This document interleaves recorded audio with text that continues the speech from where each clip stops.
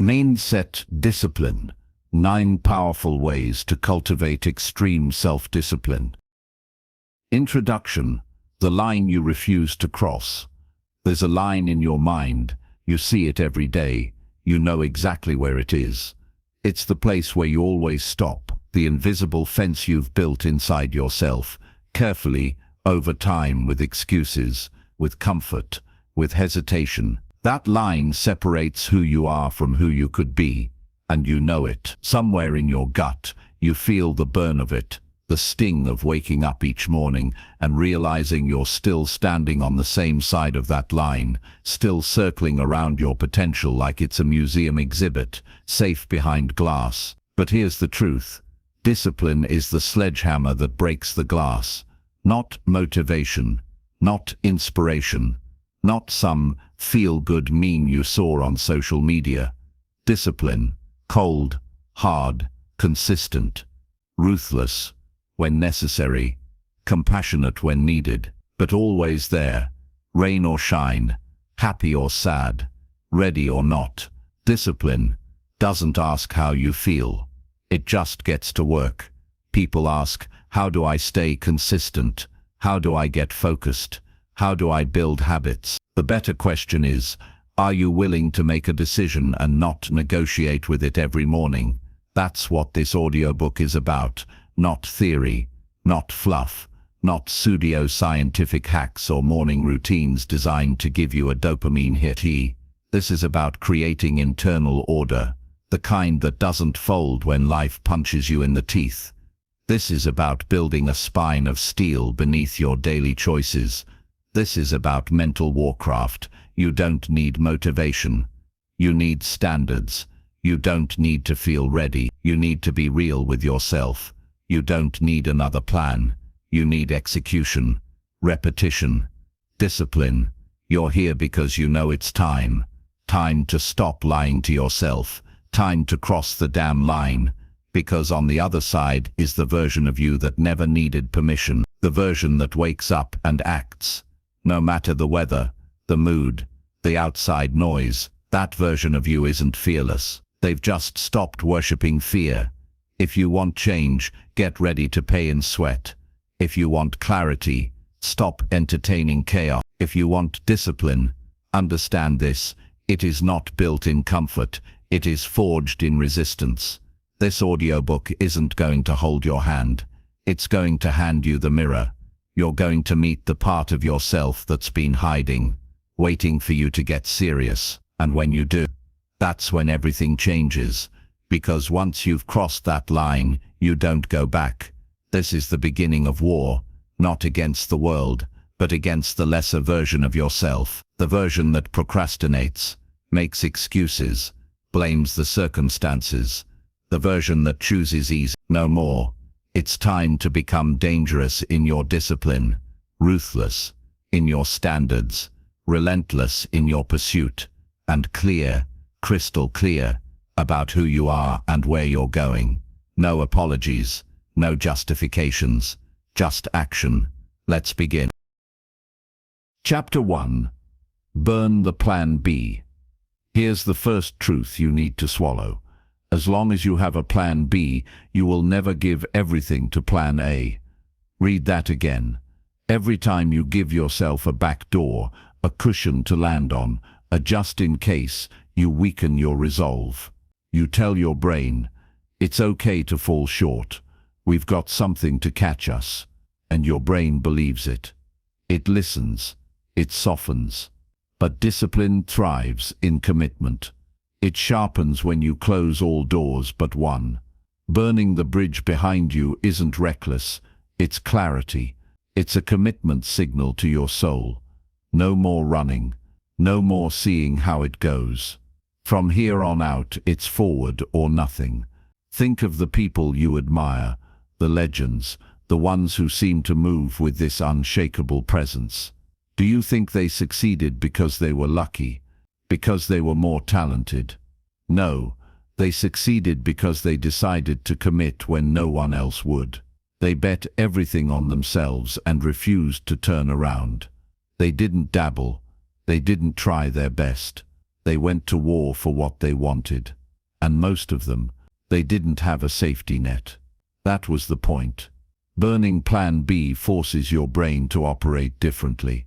It cuts off negotiation.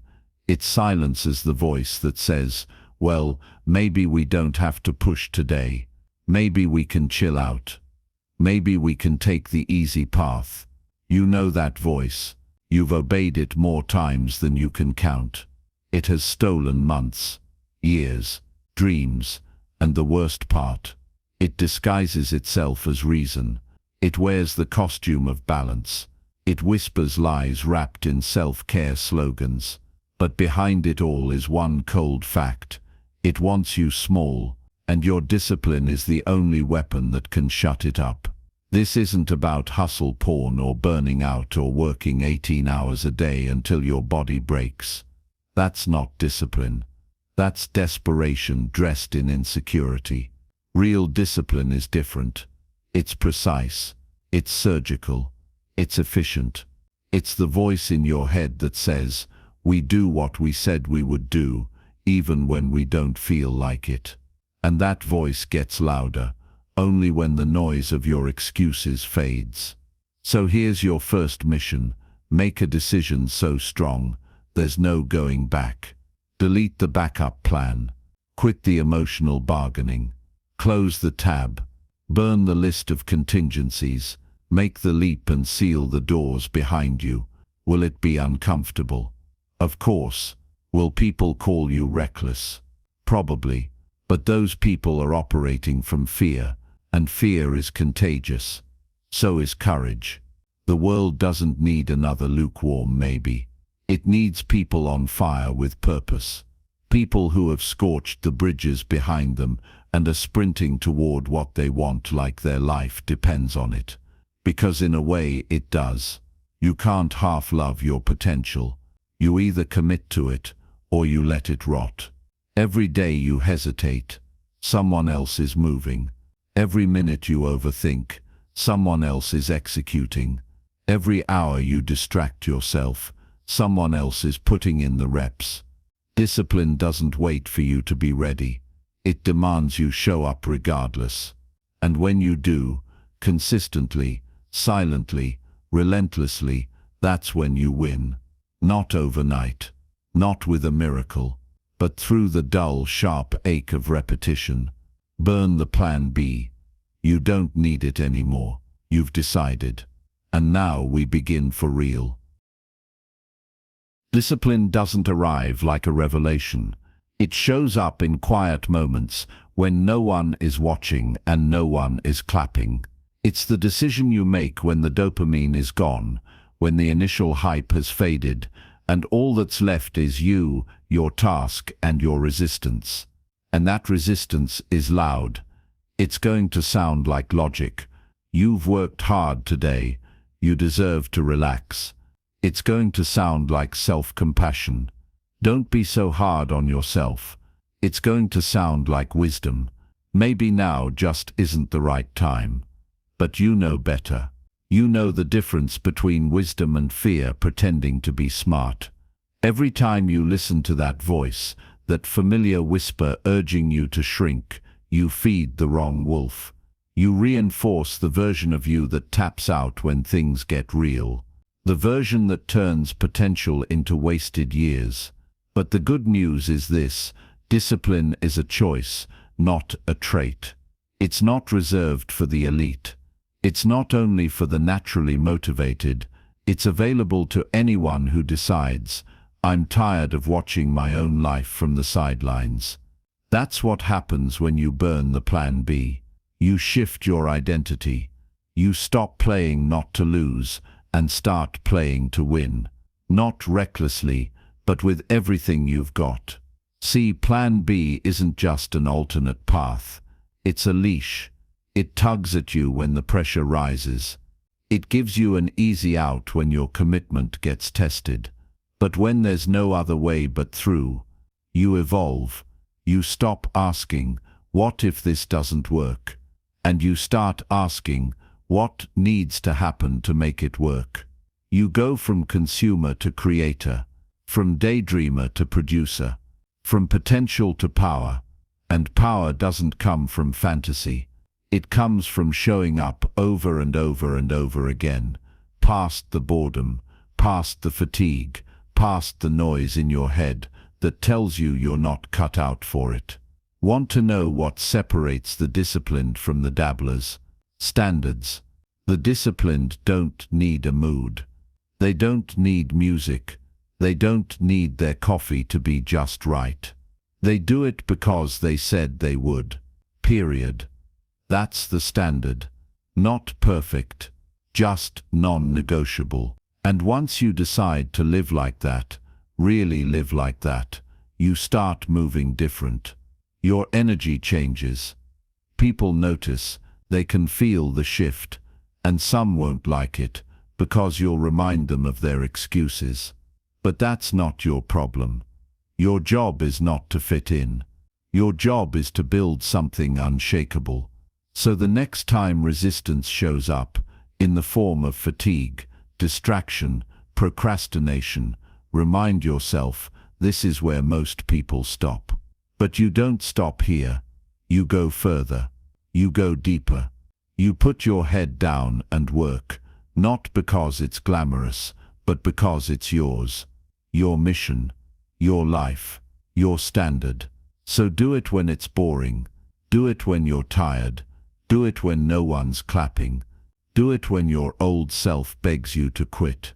Especially then, because that's the difference between people who almost change their lives and those who actually do. You've burned the plan B. Now build the discipline that makes it worth it. There comes a moment, not loud, not flashy, where something inside you just clicks. A quiet rebellion. You look around at the mess of half-started plans, abandoned habits, to-do lists you never touched. You hear the echo of promises you made to yourself. Broken. Again. And you feel it. That heavy, silent disgust. That's the moment. The exact second when people either retreat into denial or stand up and say, never again. That moment matters more than all the books you've read, the vision boards you've made, the coaching you've paid for, because it's real. It's raw. It doesn't come with fireworks. It comes with a line in the sand. You either step over it or stay who you are. Most people won't cross it. They'll flirt with greatness, date ambition, but never marry it. Why? Because committing means killing off every excuse. And excuses are warm. They're comforting. They give you a scapegoat when the results don't come. But you're here because you're done with excuses. You're not here to feel better. You're here to become better. There's a cost to transformation. Discipline is the currency. It's not sexy. It's not always inspiring. Sometimes it feels like a grind, because it is. But inside that grind is freedom. Real freedom. The kind that's earned, not gifted. Here's what nobody tells you. Freedom isn't the absence of discipline. It's the result of it. You want more time. Be disciplined with your hours. You want more peace. Be disciplined with your mind. You want more money. Be disciplined with your work. You want respect. Be disciplined with your word. You don't get to have power without responsibility. You don't get to lead if you can't follow through. And you damn sure don't get to chase a dream while living like it's optional. If you're serious about growth, about real, permanent, undeniable transformation, then you've got to be willing to hold yourself to a standard that makes the old you uncomfortable. The old you, they loved shortcuts. They loved plan Bs and back doors. They lived for weekends and slept through purpose. That version of you is going to fight for its life as you rise. Expect that. It's part of the process. The part where the voice in your head starts negotiating. Let's skip today. Let's go easy. Let's start again Monday. That's the death rattle of your old self. Don't listen. Respond with action. Always action. Every ignored urge to quit is a signal to your subconscious. We are not that person anymore. Every finished task, no matter how small, is a brick in your new identity. Every day you show up when it would have been easier not to, you earn compound interest on your future. You may not see the payoff today, but that doesn't mean it isn't working. Discipline works in silence. Growth happens behind closed doors, and results show up long after the effort was made. But when they come, they hit different, because you'll know you earned them. So no more back doors, no more mental bargaining. You've burned Plan B. There's no second option, no detour. You're building yourself in the fire now, and fire either forges steel, or it reveals what was never strong to begin with. You decide which it'll be. Let's get brutally honest. If you're still keeping a Plan B, you don't believe in your Plan A. And if you don't believe in it, why should anyone else? People can feel the difference between someone who's trying and someone who's committed. There's a frequency to conviction. It's in your posture, your tone, your consistency. The world may not say it out loud, but it's always watching, always testing. Do you really mean it, or are you bluffing? Discipline is how you answer, not with words, with presence, with weight, with an unspoken message that says, this isn't optional, this is who I am. You don't have to scream about it. You don't have to prove it. You just become it. And when you do, the world adjusts. Doors open. People show up. Opportunities multiply, not because of magic, but because people, deep down, trust consistency. They lean toward clarity. They're drawn to the calm power of someone who has decided. That's what burning Plan B gives you, an identity anchored in certainty. The truth is, most people live in mental purgatory, half in, half out. They start projects, then pivot the second things get uncomfortable. They commit to goals, then renegotiate the second resistance shows up. They speak in vague maybes. I'm thinking about it. I might try that. Their language gives them away. But you're not most people. You didn't come this far to flirt with potential. You're here to lock in, to build something that lasts, not just a temporary fix, but a permanent shift. That shift begins the second you stop entertaining the escape route. Burning Plan B isn't reckless. It's strategic. It forces your brain to consolidate energy, to focus, to adapt, because when there's only one road, the only option is forward.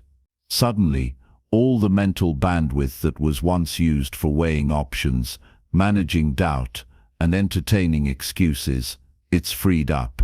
Now you can channel it into momentum. That's when things get dangerous. That's when you become unstoppable. Because you're no longer playing the mental game of what if. You're playing the real game. What now? What now do I need to execute? What now is the next move? What now can I do, even when it's hard, boring, or uncertain? The moment you start asking the right questions, the quality of your life shifts. Don't wait for external confirmation. Don't wait for applause. Don't wait for perfect timing.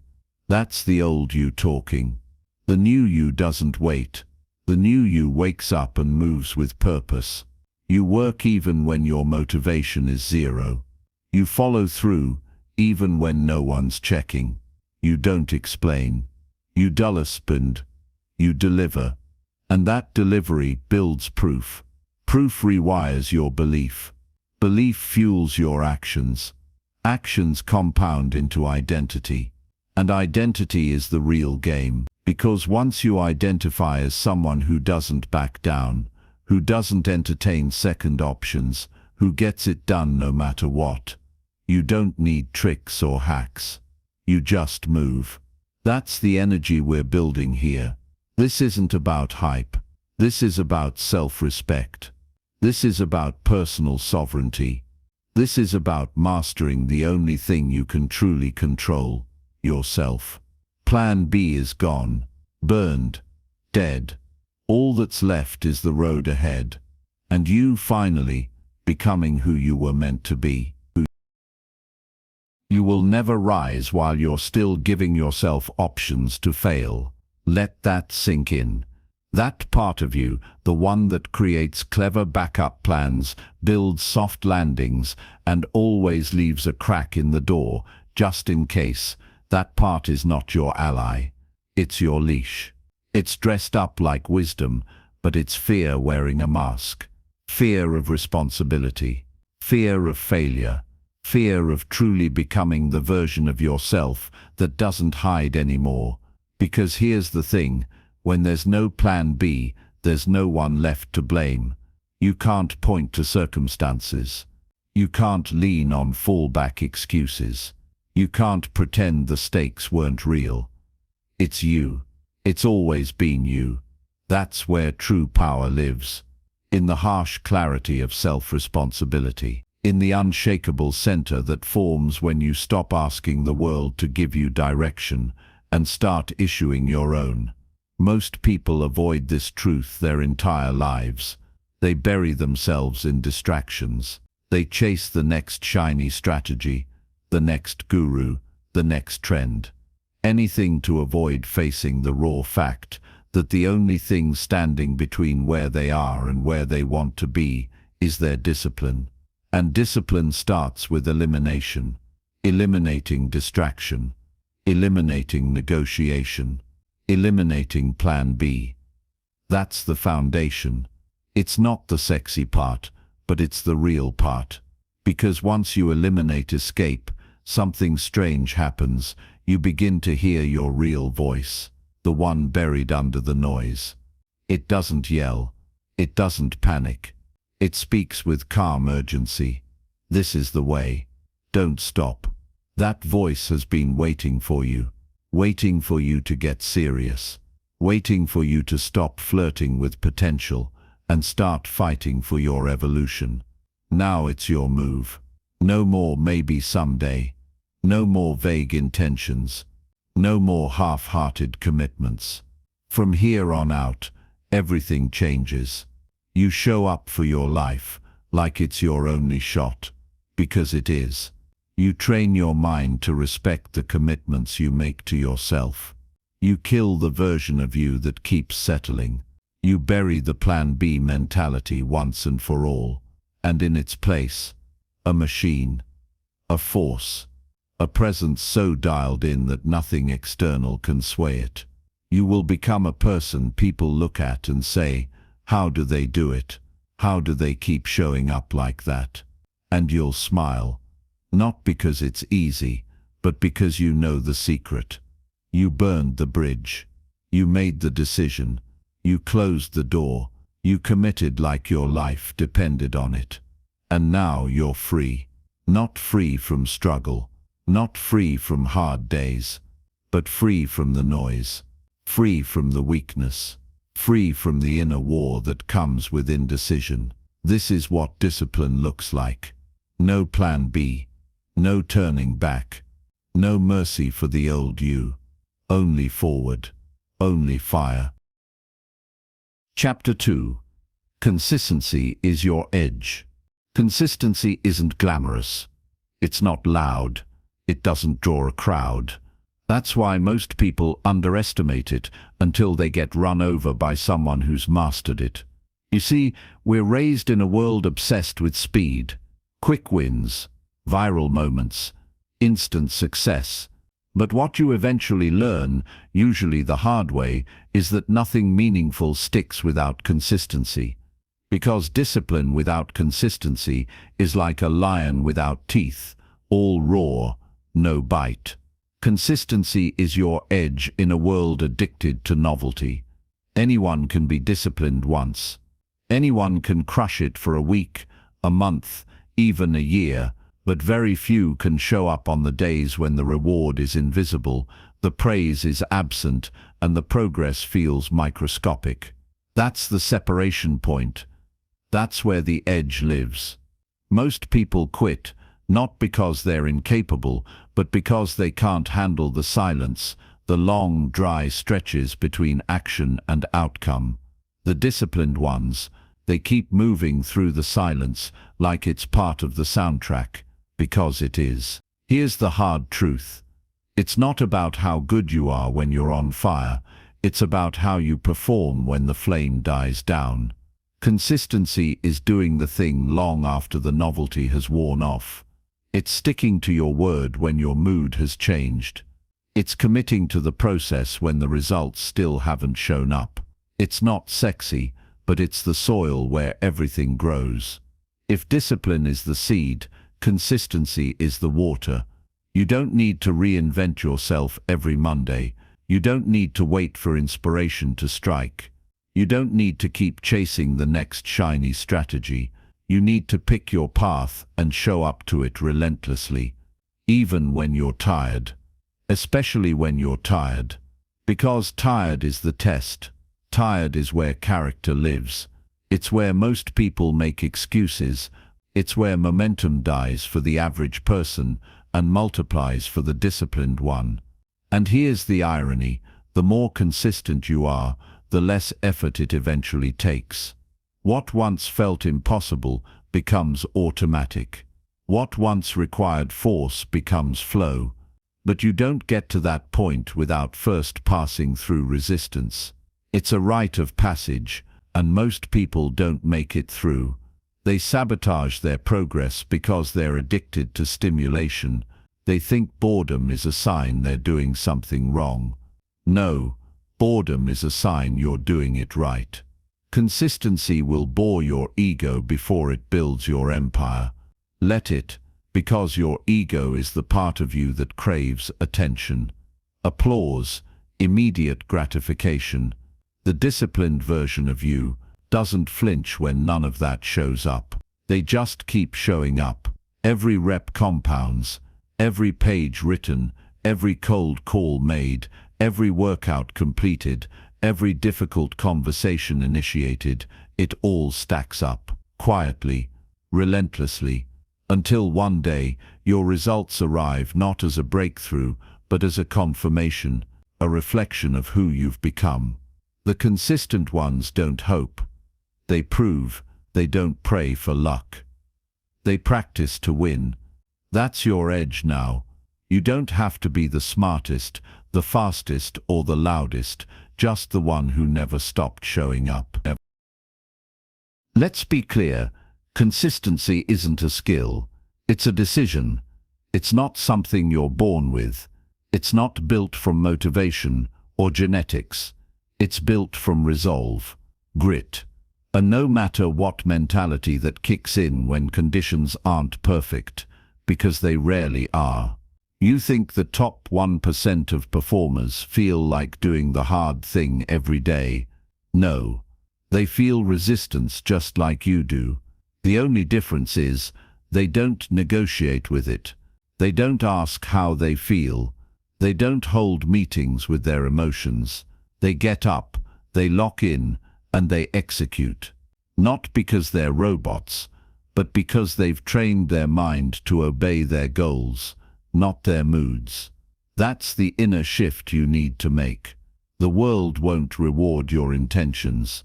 It will only respond to your follow-through. You might have big dreams, incredible plans, even raw talent, but if you can't string together consistent execution over time, all of that stays potential, nothing more.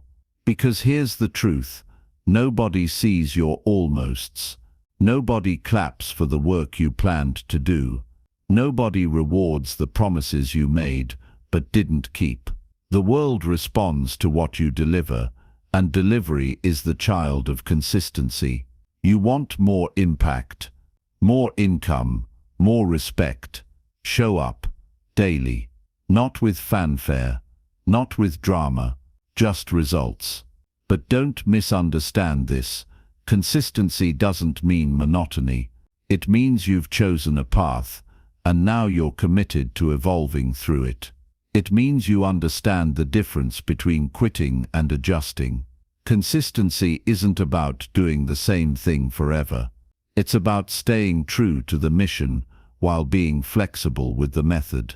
You'll pivot, you'll refine, you'll learn, but you won't disappear. You won't vanish when the emotions fade. You won't shrink back into comfort. Because every time you break a promise to yourself, you confirm a lie that your word doesn't mean much. And that's the most dangerous belief you can carry. But the inverse is powerful. Every small promise kept, every alarm you honor, every task you finish, every distraction you override, strengthens your identity. Until one day you wake up, and you don't just want to be consistent, you are consistent. It's who you've become. And that version of you, they're lethal. Because while the world keeps betting on hype, they've quietly built themselves into a machine. Their name carries weight. Their actions echo. Their progress compounds. That can be you. But you have to stop treating consistency like a feeling and start treating it like a standard. From now on, it's not if you show up. It's how you adapt when you do. It's how you stay locked in when the motivation's gone, the results are slow, and the resistance is loud. The amateurs need hype to move. The disciplined move regardless. Be the disciplined. You've been lied to. You were taught that discipline is about control, that consistency is just about following a checklist, that it's mechanical, robotic, lacking soul. But here's the truth nobody tells you: consistency is the highest form of self-respect. You show up for the things you value. You show up for the people you care about. You don't bail on your best friend, right? Then why is it so easy to bail on yourself? Every time you flake on your own plan, every time you say tomorrow when you meant today, you chip away at the trust between who you are and who you want to be. But every time you show up, you heal that fracture. You stop being two people, the one who dreams and the one who delays, and you become one unified force, the person who follows through. And once you do that enough, a shift happens. Your identity catches up to your ambition. No more faking it. No more trying to feel confident. You become confident, not because someone told you you were good, but because you proved it to yourself over and over. This is what consistency gives you that motivation never can: evidence. You don't need to hope you'll succeed. You've got receipts. You've got receipts. You've got momentum. You've got proof. That's the edge. Momentum is everything. And here's what most people miss. It's not created in big leaps. It's created in tiny, repeatable wins. Wins that feel so small they're almost invisible, until they stack up. Until one day the compound interest of your consistency smacks the world in the face, and people start calling it talent. It's not talent, it's tempo. The ability to stay in rhythm when life tries to throw you off beat. Because it will. Your schedule will get messy. Your mood will dip. Distractions will scream for your attention. Chaos will knock on your door dressed as opportunity. And most people will open it. You won't. Because you're not driven by emotion anymore. You're powered by alignment. You know who you are. You know where you're going. And you know exactly what kind of pressure you need to apply every day to keep that train moving. You don't get high on peaks. You don't get crushed by valleys. You just keep showing up. Flatline, focused, relentless. And this is the secret sauce behind every great performer, every successful leader, every person who reshaped their life. They understood that greatness is built in the mundane, in the no one's watching moments, in the unsexy days, in the decisions no one will ever applaud. And they didn't just endure those moments, they owned them. That's where you win now. Not once, not twice, but over and over until the world has no choice but to take notice. You don't need a miracle. You need another rep. And after that, one more, and then one more. That's consistency. That's your edge. And it's unstoppable. There's something brutal and beautiful about consistency. Brutal because it will demand pieces of you that you didn't even know were soft. Beautiful because when it's done right, it doesn't just change what you do, it changes who you are. Consistency isn't about routines, it's about reconstruction. You're not just stacking reps. You're tearing down the fragile, reactive, easily distracted version of yourself and building something that lasts. Something solid, something unshakable. Most people can't do this because they're addicted to novelty. They need a new trick, a new method, a new morning ritual every few weeks just to stay engaged. They don't want discipline, they want stimulation. But consistency doesn't cater to your feelings. It demands your submission. It asks a simple question: can you show up when no one is watching? That's the test. That's always the test.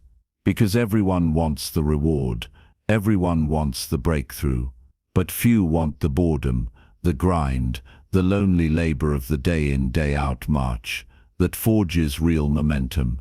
Consistency feels like repetition, until it suddenly feels like mastery, and you won't see it coming.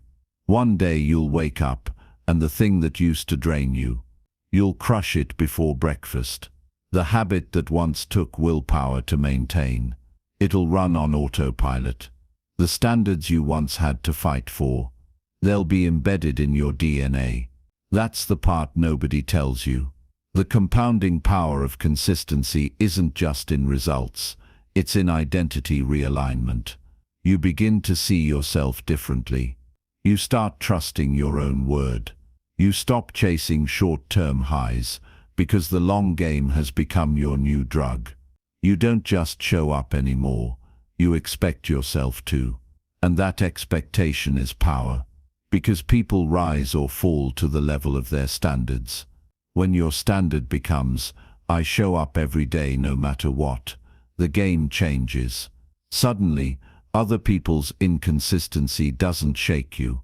The chaos of life doesn't derail you. You don't fall off track when things get messy. You become the track. The thing everyone else holds on to when everything else is slipping. That's the reward for discipline multiplied by consistency. Presence. The ability to operate in storms. The calm inside the hustle. The fire that burns steady, not just hot. That kind of presence gets built when you say yes to your purpose. Every day, regardless of applause, reward or recognition. That kind of presence becomes magnetic. People feel it when you walk in a room. They sense it in your posture, your energy, your silence.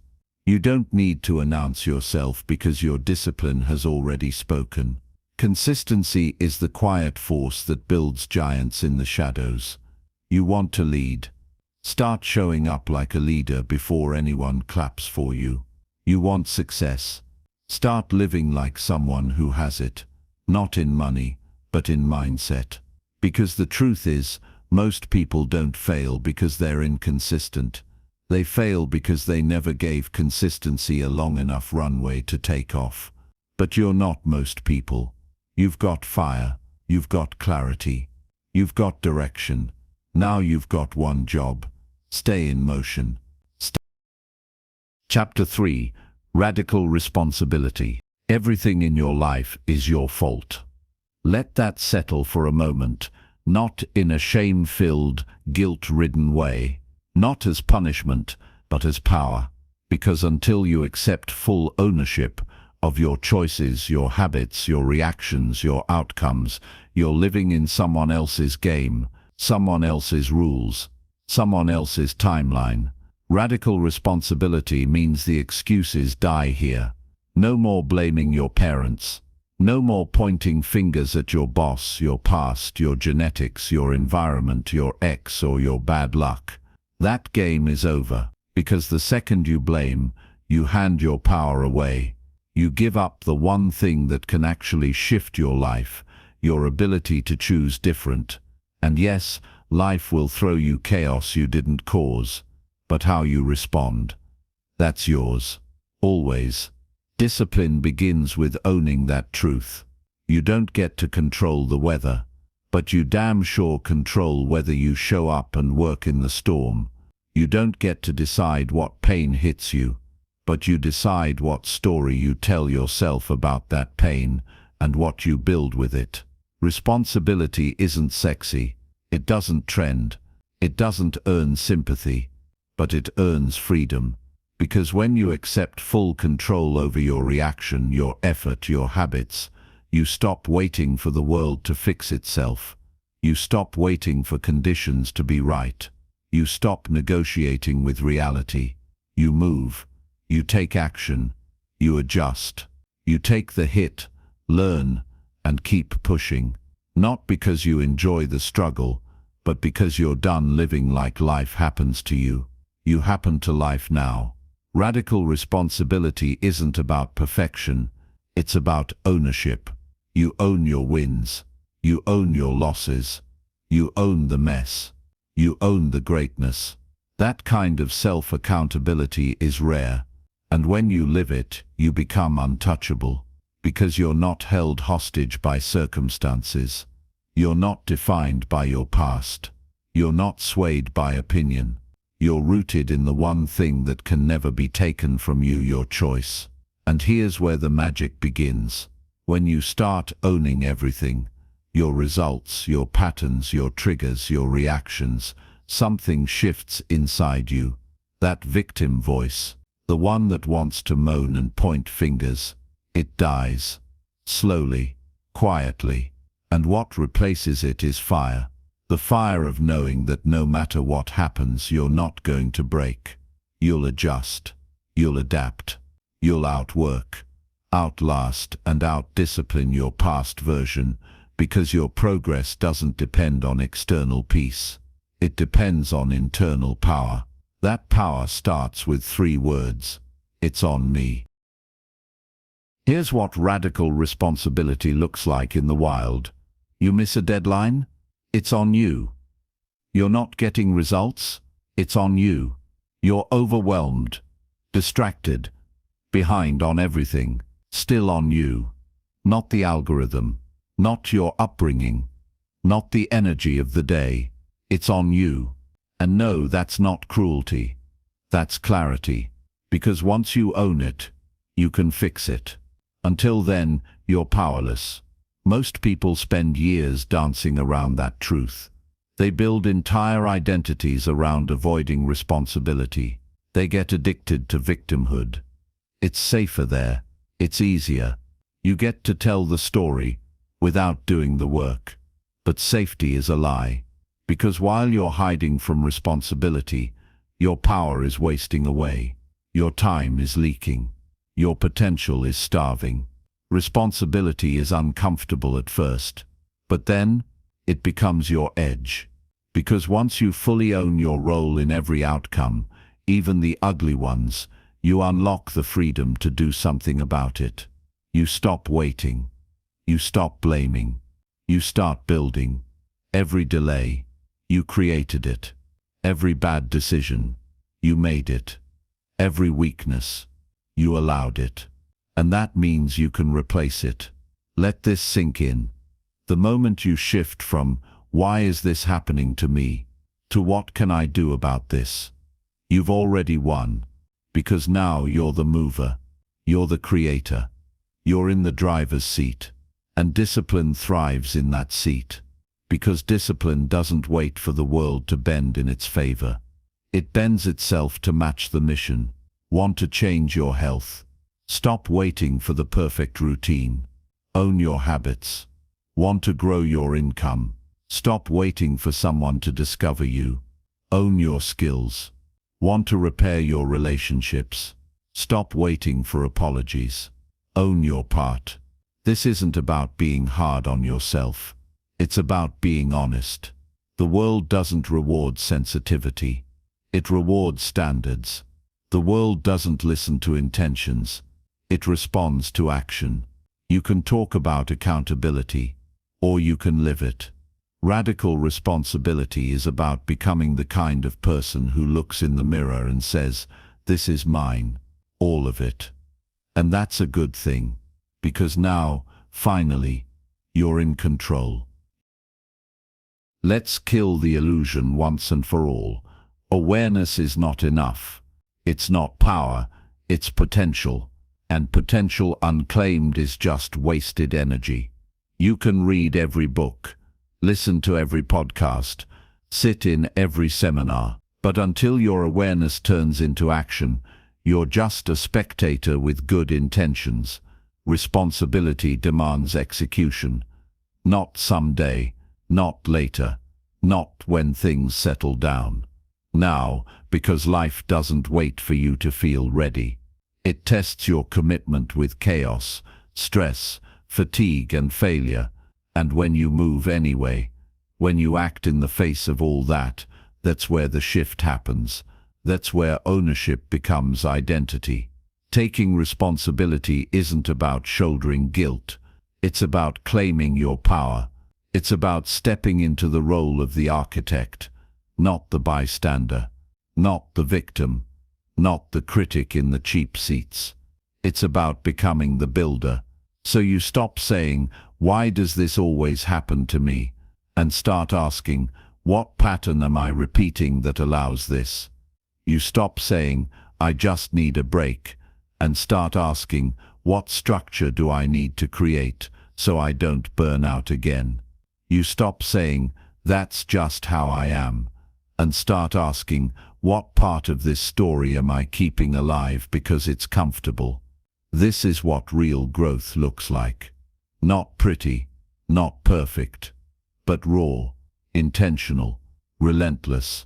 And the more responsibility you take, the more dangerous you become, because there's no one left to blame, nothing to hide behind. You own your outcomes. And when you own them, you can upgrade them. That's what the undisciplined never understand. They think freedom is being able to do whatever you want, whenever you want. But the truth? That's slavery to impulse. Freedom is being able to choose who you become, to design your day, your mind, your mission, to move with intention, not addiction, to act with clarity, not emotion. And that kind of freedom only comes through ownership. No more, maybe someday. No more, I'll try. No more, I'm just figuring it out. You're done figuring it out. You're building it with your actions, with your discipline, with your decision to stop explaining and start executing. This is your time. Own the whole damn thing. Here's the irony no one talks about. Most people think responsibility is a burden, but the real burden, living at the mercy of everything else, being reactive, blaming traffic, the weather, your boss, your upbringing, your mood, constantly shifting, explaining, defending, it's exhausting. You think it's lighter, but it's not. It's weight that drags quietly, but relentlessly. It shows up in anxiety, in procrastination, in the quiet guilt that creeps in at night when the noise dies down and the mirror is all that's left. You know the voice, the one that whispers, "You could be more if you'd just stop running." That voice doesn't want you perfect. It wants you honest. Because the minute you stop running from responsibility, the minute you face it full on, something incredible happens. The noise dies, the guilt fades, and what's left is clarity. Clear effort, clear alignment, clear power. Responsibility doesn't weigh you down. It sets you free. Free from excuses, free from emotional debt, free from the quiet fear that you're not living up to your potential. And most of all, it makes you trustable. When you live with radical responsibility, people notice. They don't have to ask where you stand. They feel it in your presence, in your punctuality, in your posture, in the way you carry your work, your time, and your word like sacred ground. You become rare. You become the person who doesn't flinch under pressure, who doesn't fold when things go sideways, who doesn't need reminders, hand-holding, or constant motivation. You lead yourself. And when you lead yourself, you can lead anything. Your career, your health, your business, your circle. That kind of discipline isn't loud. It's steady, rooted, dangerous in the best way. And if you ever wonder if it's worth it, remind yourself of this. You're not here to impress. You're here to build, to stack days, to gain ground, to become the one who shows others what's possible when you stop outsourcing your power. So if you've made mistakes, own them. If you've dropped the ball, pick it up. If you've been hiding, step out. It's never too late to take full command of your life, but it will always be too early to keep waiting. Radical responsibility isn't the end. It's the beginning of everything you've been waiting for, and everything you're now ready to become. Own it. All of it. Then move. Chapter 4. Turning resistance into fuel. Resistance is not your enemy. It's a compass, a signal, a flare fired from the core of your potential, showing you exactly where to go. The problem: most people run the moment they feel it. They interpret resistance as a warning sign. This feels hard. Maybe it's not for me. That feeling means it's exactly for you. The greater the resistance, the more vital the task. Every goal that matters will come wrapped in resistance. Every next level of your life will be guarded by that familiar friction in your chest, your mind, your gut. The voice that says, "Not now, you're not ready. What if you fail?" That voice is not truth. It's the echo of your past conditioning screaming at you to stay small, because small feels safe. But you didn't come here to play safe. You came to build something solid, to become someone unshakable. And that means resistance isn't a barrier, it's a signal you're moving in the right direction. Stephen Pressfield called it the enemy of creativity. But here's the twist. It's also the birthplace of transformation. You don't build discipline in the absence of resistance. You build it in the confrontation. Every rep you push through when your body says stop. Every task you complete when your mind says rest. Every boundary you hold when your emotions beg for comfort. That's where you sharpen. That's where identity is forged. Resistance isn't the thing that breaks you unless you let it be. It's pressure. And pressure, when harnessed, creates diamonds. But you have to flip the mindset. Stop trying to avoid resistance. Start seeking it. Invite it to the table like a training partner. One whose job is to make you uncomfortable. Not because it hates you, but because it knows what's coming next. Progress. That unease in your stomach. The delay before you start. The dread before the workout. The task, the conversation. All of it is a doorway. And most people stand outside the door forever. You kick it in. Not with force, with frequency. You show resistance, it doesn't own you anymore. Because here's the truth. If you only work when it feels easy, you'll never cross into greatness. You'll stay in the loop. The comfort zone. The identity you've outgrown. But once you realize resistance isn't a wall, it's a threshold, you move through it. And on the other side, power, precision, peace. Not the peace that comes from avoiding life, the peace that comes from dominating it on your terms. Resistance doesn't always show up with sirens and bold letters. No, it's subtle. It's clever. It wears costumes. Sometimes it looks like procrastination. Sometimes it feels like overthinking. Sometimes it whispers in the voice of reason. Let's wait. Let's do more research. Let's make sure it's the right time. But it's not logic, it's fear, dressed in professionalism, caution, self-care. And here's what separates the disciplined from the average. The disciplined recognize the costume. They see the hesitation, the urge to delay, the pull toward easy, and they attack it, because they know one thing. The moment resistance appears, it's a green light, not a red one. This feels hard. Good.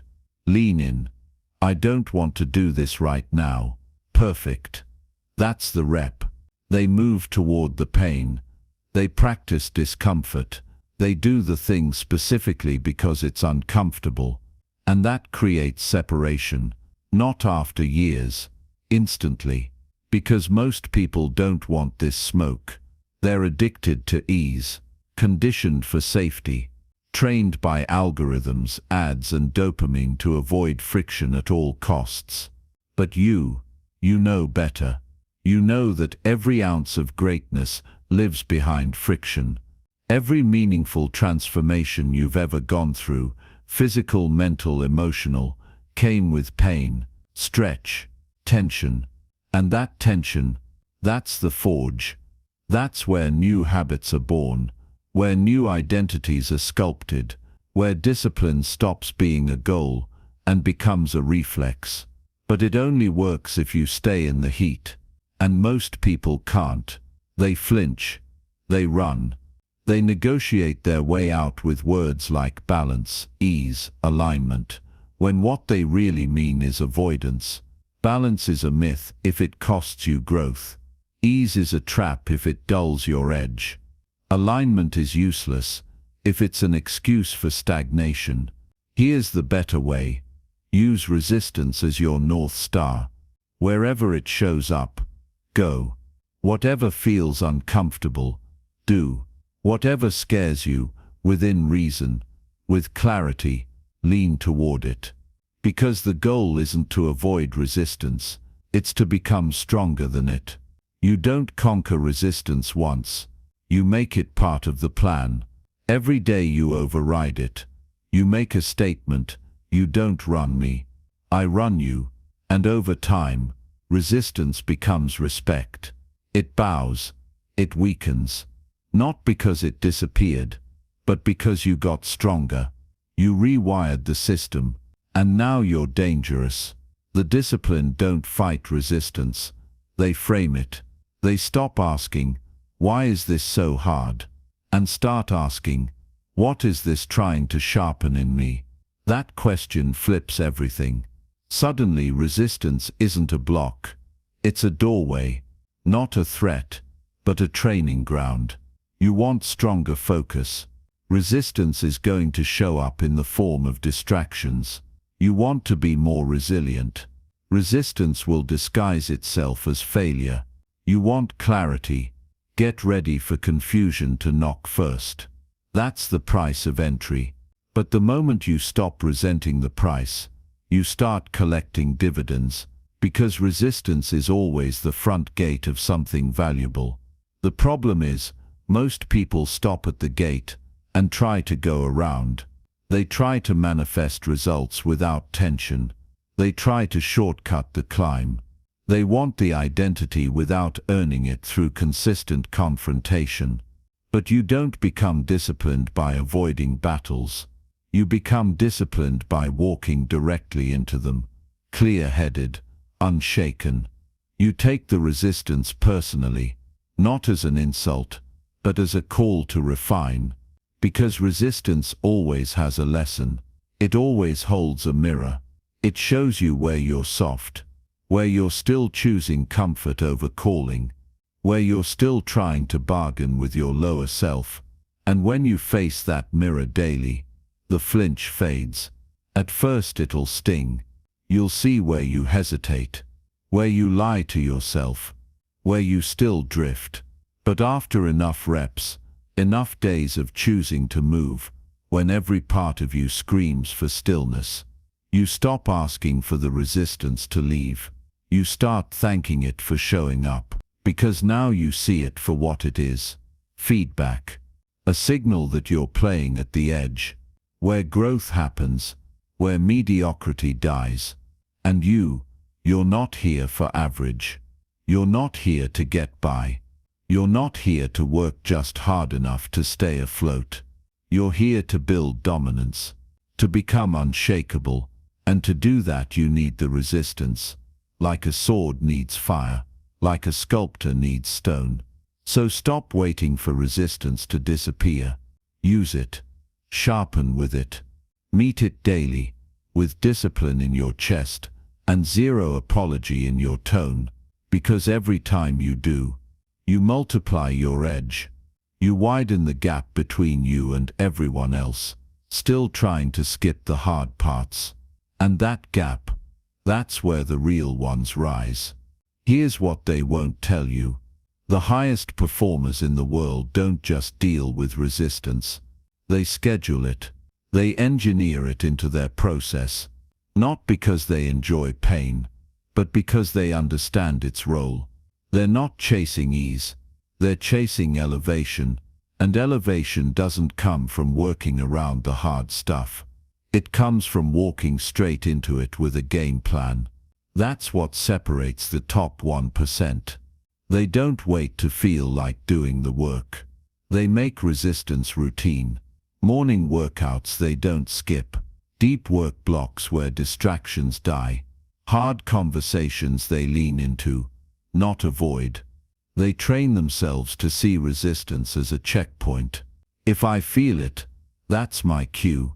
It means I'm getting close to something real. They don't ask for less pressure. They build systems that turn pressure into precision. And you can do the same. Start small. Track what triggers resistance in your day. Is it when you wake up? Is it when you sit down to work? Is it that one task you always delay? Perfect. That's your training zone. Don't avoid it. Don't numb it. Don't outsource it. Build around it. Make the friction part of your framework. You're tired in the morning. Create a wake-up protocol so strong that your feelings don't matter. You always skip deep work after lunch. Block the time. Lock the door. Turn off the noise. You avoid one critical task every day. Do it first. Make it rule number 1. This is how pros operate. They don't eliminate resistance. They neutralize its power. How? With systems. Because discipline alone will fail if it's always fueled by willpower. But discipline paired with structure, that's lethal. Structure gives resistance nowhere to hide. And when resistance shows up, and it will, you're already locked in. You've already decided. The decision has already been made. That's where peace lives. Not in the absence of struggle, but in the predictability of response. You know how you'll act when resistance knocks, because you've trained for it. You've systemized your values. You've put accountability in place. You've built rituals that operate even when your energy is gone. So instead of spending your day negotiating with the grind, you just move. Not because you feel like it, because that's what you do. That's the edge. That's the shift. And that's the discipline most people never reach.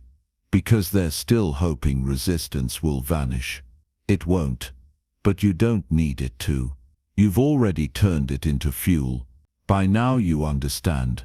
Resistance isn't your enemy. It's your proving ground.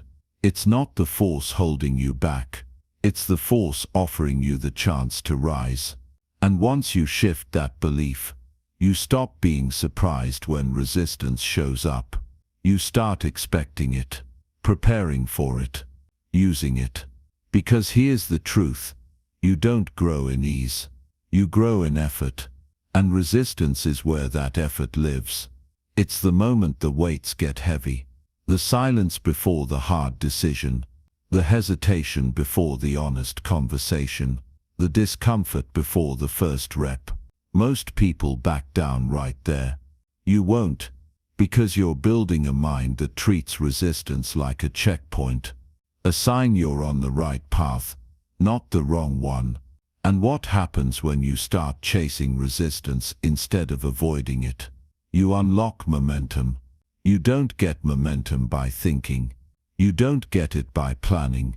You get it by moving through resistance, again and again, until it breaks before you do.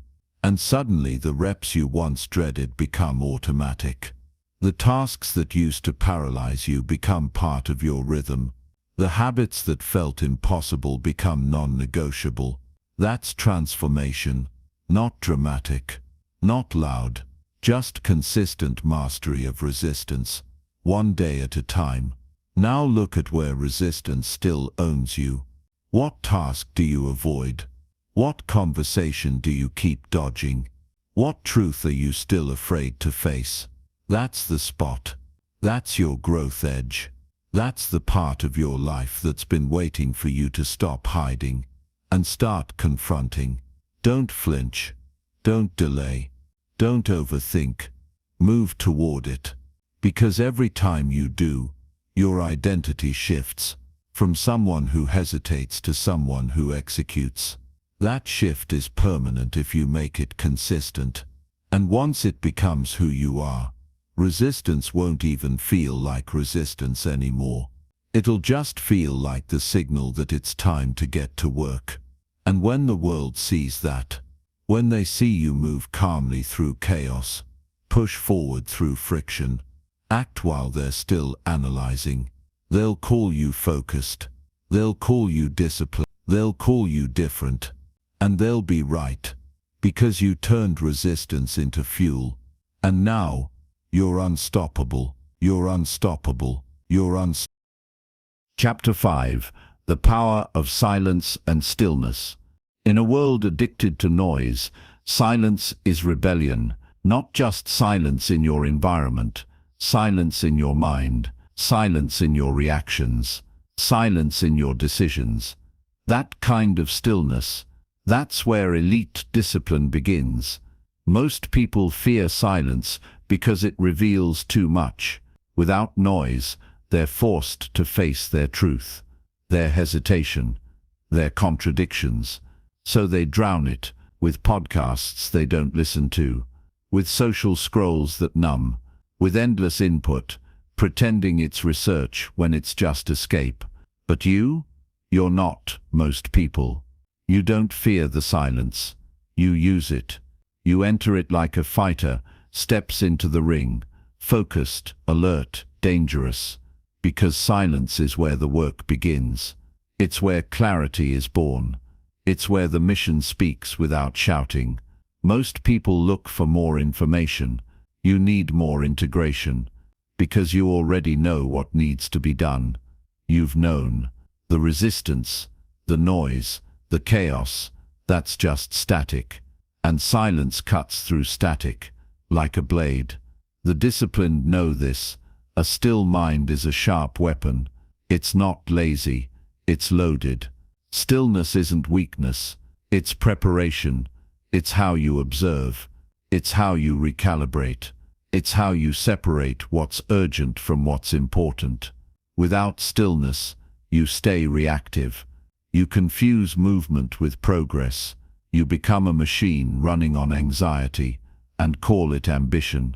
But ambition without presence is how you burn out. Stillness gives you presence, and presence gives you power. It doesn't mean you don't move. It means when you do, you move with precision. You hit cleaner. You choose sharper. You waste less.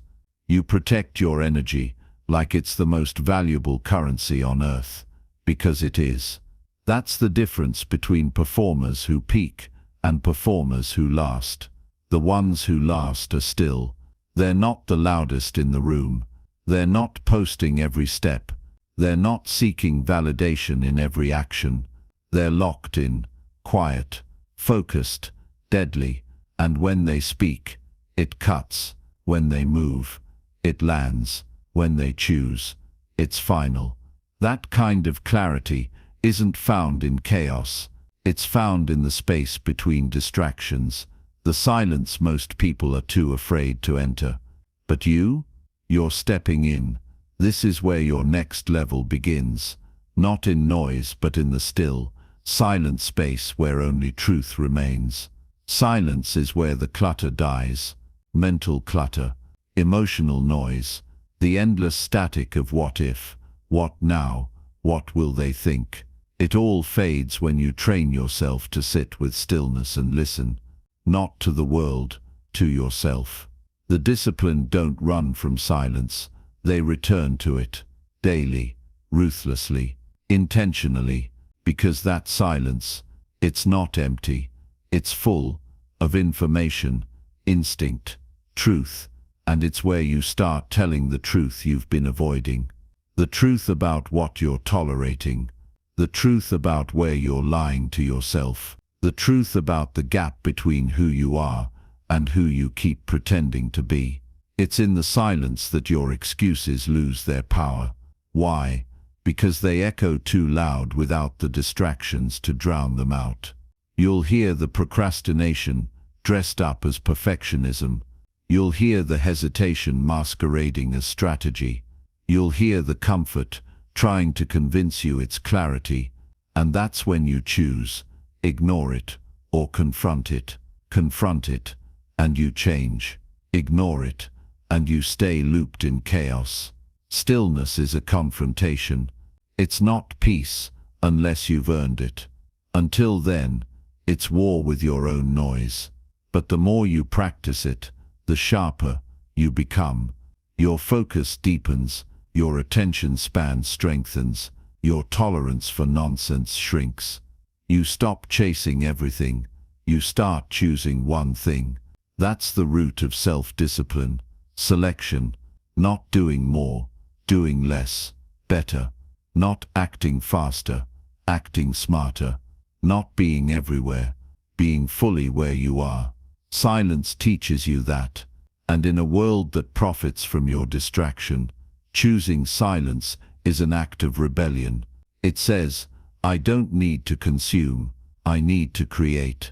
It says, I don't need more noise, I need more nerve.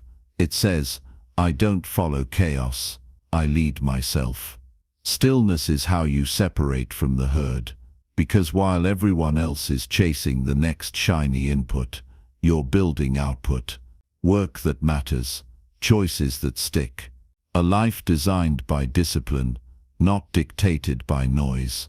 It starts with one decision: mute the world, hear yourself, move deliberately. Stillness is the secret weapon of the disciplined mind, not because it's passive, but because it's precise.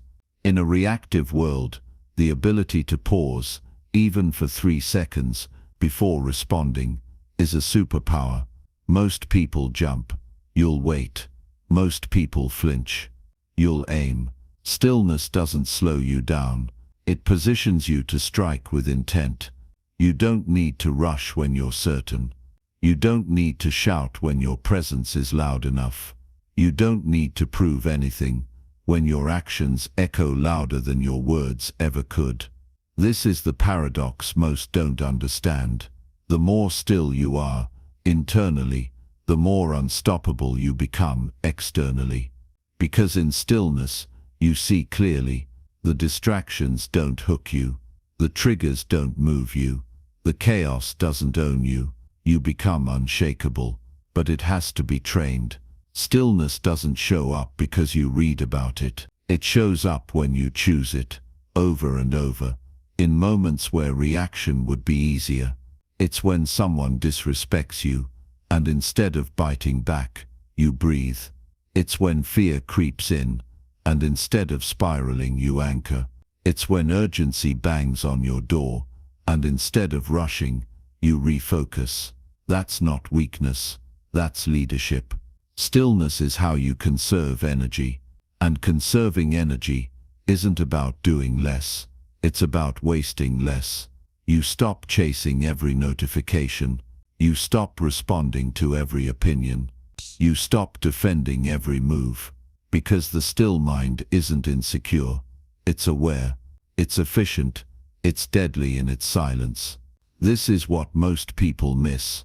The people making the most noise often have the least to say, but the person who's locked in, calm, grounded, they're not looking for applause, they're aiming. And when they move with undeniable clarity. That's the energy you're building. Not frantic, not erratic, just full control. The kind of discipline that doesn't need to be explained. It's felt in how you carry yourself, in what you allow, in what you no longer tolerate. Because stillness sharpens your standards, and once your standards sharpen, everything else follows. The best decisions you'll ever make won't come from pressure. They'll come from stillness. From the pause between impulse and response. From the space you create before you act. Most people never give themselves that space. They act from reaction, not reflection. They say yes to what drains them.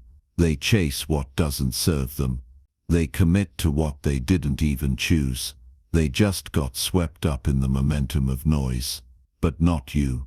You've seen what happens when you move too fast with no clarity. You've paid the price for mistaking activity for alignment. Now you know better. Stillness is your filter. It's how you cut through the noise, separate real goals from ego goals, and design a life built on purpose, not performance. Stillness teaches you how to say no, not just to people, to patterns, to pressure, to any energy that pulls you away from the person you're becoming. You start turning down opportunities that don't align. You stop responding to every demand. You learn that discipline is less about doing more and more about protecting what matters. Stillness builds that discipline. It sharpens your self-respect. Because it's in the quiet that you see what you've been tolerating. You recognize the unnecessary. You trim the excess. And what's left? Only what's real. Only what moves you forward. Only what feeds your mission. This is how you build an environment of excellence. Not by working harder, but by removing the waste. The noise, the obligations born from insecurity. Stillness clears the field, and once the field is clear, your moves become surgical. No more flailing, no more guessing, no more draining yourself trying to keep up with chaos you never asked for. You create silence, then you build from there. You use the quiet to set direction. Then you move like a sniper, not a storm. And here's what most don't realize. Stillness is where confidence is born, because clarity breeds confidence, and clarity lives in silence. The most confident people in the room aren't the ones making the most noise. They're the ones who've sat in silence, confronted their own chaos, and came out with a plan. Now they don't need to prove, they just perform. That's you now, not reactive, not scattered, just centered, ready, disciplined. This isn't about meditation. This isn't about mantras or spiritual fluff. This is about mental weaponry. Stillness isn't a retreat. It's a recalibration. It's how warriors reset before stepping back into battle. It's how creators protect their energy before pouring it out. It's how leaders lead themselves before they try to lead anyone else. Stillness is the foundation of sustainable aggression. Anyone can go hard for a day. Anyone can grind through adrenaline and chaos. But the disciplined, they know how to stop, breathe, listen, reset, lock in. Stillness is what makes your intensity intentional. It makes your energy measured. It makes your execution ruthless, but never reckless. The undisciplined panic in pressure. They explode. They spiral. They need movement just to feel like they're not being left behind. But you understand that stillness doesn't slow you down. It prepares you, because if your mind is frantic, your results will be scattered. If your thoughts are noisy, your actions will be erratic. If your day starts in chaos, it ends in confusion. Stillness kills confusion. It gives you a clean place to build from, to return to when things get heavy, to measure yourself against, not the world, not your past, but the real you, and the real you. They don't react to pressure, they command it. They don't chase validation, they embody standards. They don't need to make noise, because their life is doing the talking.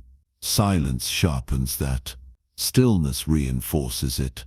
And when you pair that calm with consistency, responsibility, and the ability to move through resistance, you become a force most can't explain. You won't be loud. You won't need hype. You won't beg for permission. You'll just move, in total command. Clear, confident, calculated, and calm even when the whole world is shaking. Because you've built your discipline in silence. And now it speaks for you, it speaks for you, it speaks. Chapter 6. Boundaries are standards in action. Discipline doesn't just show up in how you start your day, it shows up in what you allow. Because what you allow is what you're training your environment to expect from you. And over time that becomes your identity. That's why boundaries matter. Not as defense, as definition. Boundaries aren't walls, they're filters. They're signals that say, this is who I am, this is what I allow, this is how I operate. Without boundaries, your energy leaks, your time gets stolen, your focus dissolves, your standards blur. People think being disciplined means grinding through work, but real discipline, it's saying no. It's protecting your priorities with the same intensity you use to pursue them. Because every yes you give is a no to something else. And if you don't protect your yes, you'll end up living someone else's life. That's what happens when you move through life without internal boundaries. You respond instead of lead. You react instead of choose. You accept what's given instead of demanding what's aligned. The most dangerous person in any room is the one who's clear on what they will and won't tolerate, and honors that clarity with consistency. They don't flinch when people push. They don't fold when guilt shows up. They don't apologize for guarding what matters. Because they understand this truth: if you don't enforce your boundaries, no one else will. This isn't about being hard. It's about being clear. It's about knowing the line between what elevates you and what drains you, and having the courage to enforce that line, not with anger, not with arrogance, but with non-negotiable clarity. That's what boundaries really are. Your internal standards made visible to the world. They don't need to be shouted. They don't need to be explained. They just need to be kept. Because when you keep them, people learn, they adjust, they either rise to meet your level or they fall away, and both outcomes serve your mission. That's not cruelty, that's alignment, and alignment is where discipline thrives. Let's get clear on something: you're always teaching people how to treat you. Every time you allow disrespect, you train them it's tolerated. Every time you respond to chaos, you reinforce its place in your space. Every time you say yes when you mean no, you show them your values are negotiable. Boundaries aren't selfish, they're essential, because if you're always available, always reachable, always saying yes to maintain peace, you're choosing peace outside at the cost of war inside. And that trade, that's slow suicide to your potential. Disciplined people know this. Protecting your energy is not about isolation, it's about prioritization. You're not cutting people off. You're cutting off access to distraction. You're choosing environments that match your ambition. You're choosing conversations that sharpen, not soften you. You're choosing tasks that compound, not deplete. And every boundary you hold becomes a vote for the future you're building. This isn't just about people. It's about habits, inputs, thoughts. Every behavior you repeat is either enforcing your vision or eroding it. That's the real cost of weak boundaries. You drift, you scatter, you become a watered-down version of the clarity you once had. But with strong boundaries, your discipline becomes automatic. You don't have to waste energy deciding who to let in, what to work on, or what matters. It's already decided. Your life runs on standards, not emotions, not pressure, not guilt. And when someone violates your boundaries, you don't explain, you adjust their access.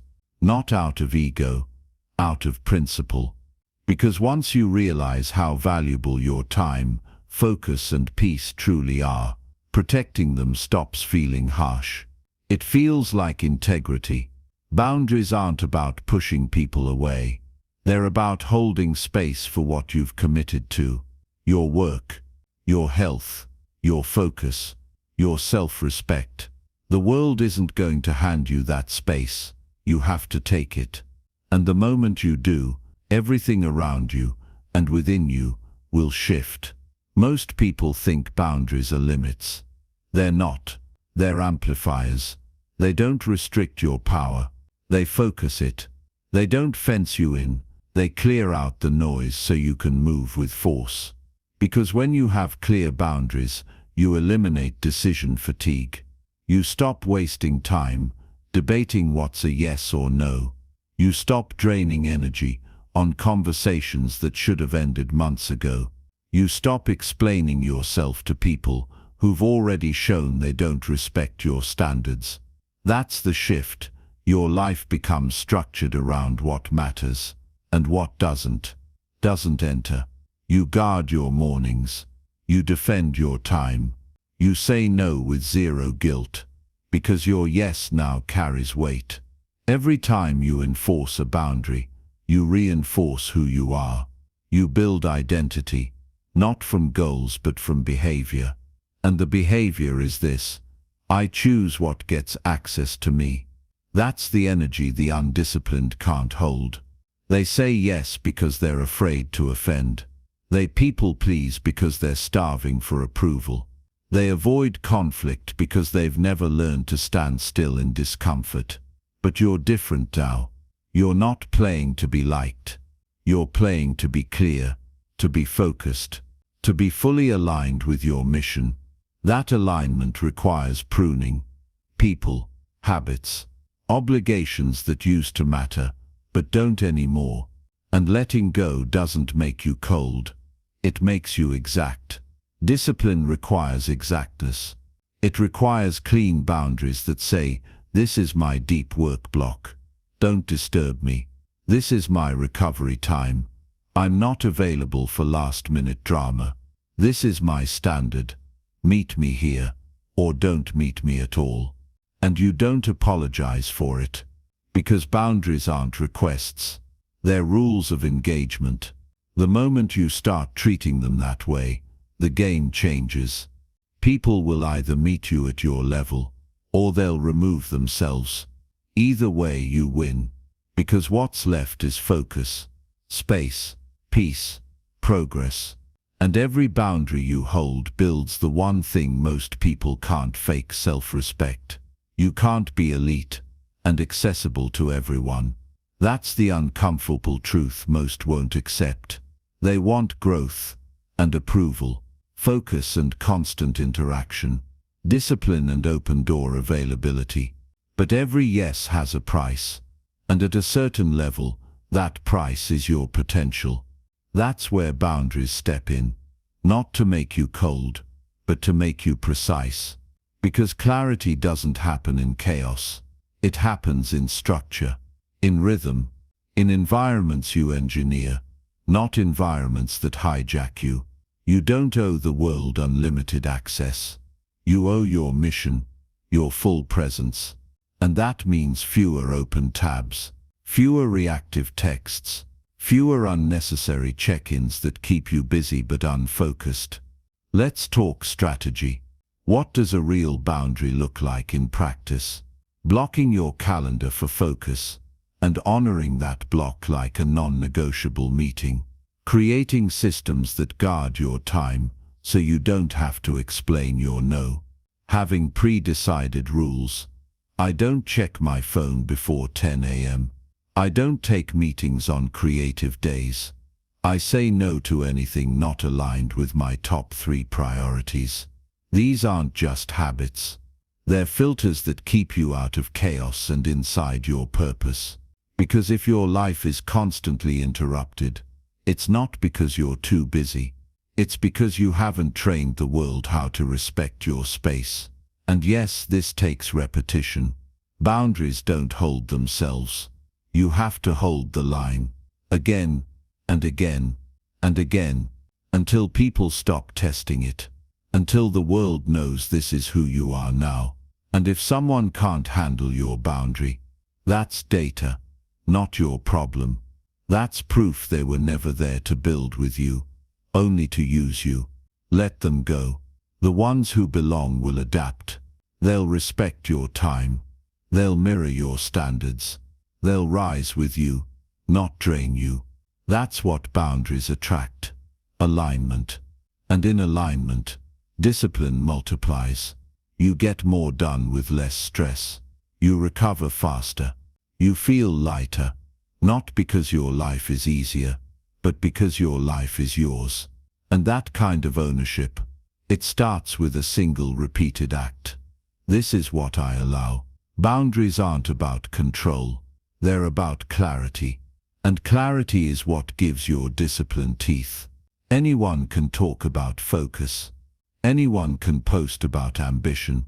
But when it comes time to draw the line, to protect their space, energy, time, most people fold. Why? Because they confuse boundaries with conflict. They think saying no is rejection. They think structure is limitation. They think clarity makes them hard. But here's the truth. Clarity makes you free. Because when you live by boundaries, you no longer move in reaction. You move in rhythm. You don't chase approval. You don't explain your priorities. You don't negotiate your standards every time someone else is uncomfortable with your growth. You lead. And leadership, real leadership, starts with how well you govern yourself. You want to lead a team. Start with your calendar. You want to lead your family. Start with your focus. You want to lead a movement. Start with your mornings. Because every time you hold a boundary, you reinforce something far more powerful than your time. You reinforce your identity. The disciplined version of you doesn't entertain every invitation. They don't chase every opportunity. They don't respond to every demand. They move with filter. And that filter is what separates high performers from scattered ones. Boundaries make your yes potent. Because people know when you speak, act, commit, it means something. You're not trying to be everywhere. You're not trying to be everything. You're trying to be effective. That's what boundaries protect. Effectiveness. They're not armor to hide behind. They're alignment tools. And the more you honor them, the more you realize you don't have to say more. You don't have to prove more. You don't have to chase more. You just have to enforce what matters. And when that becomes your default, when protecting your peace, your time, and your mission becomes normal, that's when discipline becomes effortless. Because now your entire life is built to support your highest standard. And that life, it doesn't tolerate chaos. It doesn't beg for permission. It doesn't collapse under pressure. It holds the line and invites the world to rise or move on. That's real discipline. And it starts with a simple truth. What you allow continues. So make your boundaries loud, even if your words stay quiet, because your standards, when enforced, will speak for you. Will speak for you. Chapter 7. Identity is the foundation of discipling. You don't need more motivation. You need a new identity. Because behavior always follows belief. You can set goals, stack habits, download planners, but if your internal identity still whispers, This isn't who we are. You'll sabotage every step. That's why the undisciplined don't stay consistent, not because they're lazy, but because they're living in conflict. They try to act like the person they want to be, while still identifying with the person they've always been. That's the split. That's the gap. That's what kills momentum. Until you change your identity, your discipline will always feel like effort, not expression. Because true discipline doesn't come from gritting your teeth every morning. It comes from alignment. It's who you are now. You don't try to stay focused. You're a focused person. You don't attempt to work out. You're an athlete. You don't struggle to say no. You're a leader who protects their energy. It's not ego, it's architecture. You're building a mental framework that makes discipline feel natural, automatic, integrated. Not because life gets easier, but because you've changed the role you play in it. Think about it. The person who believes they're a procrastinator, they'll delay.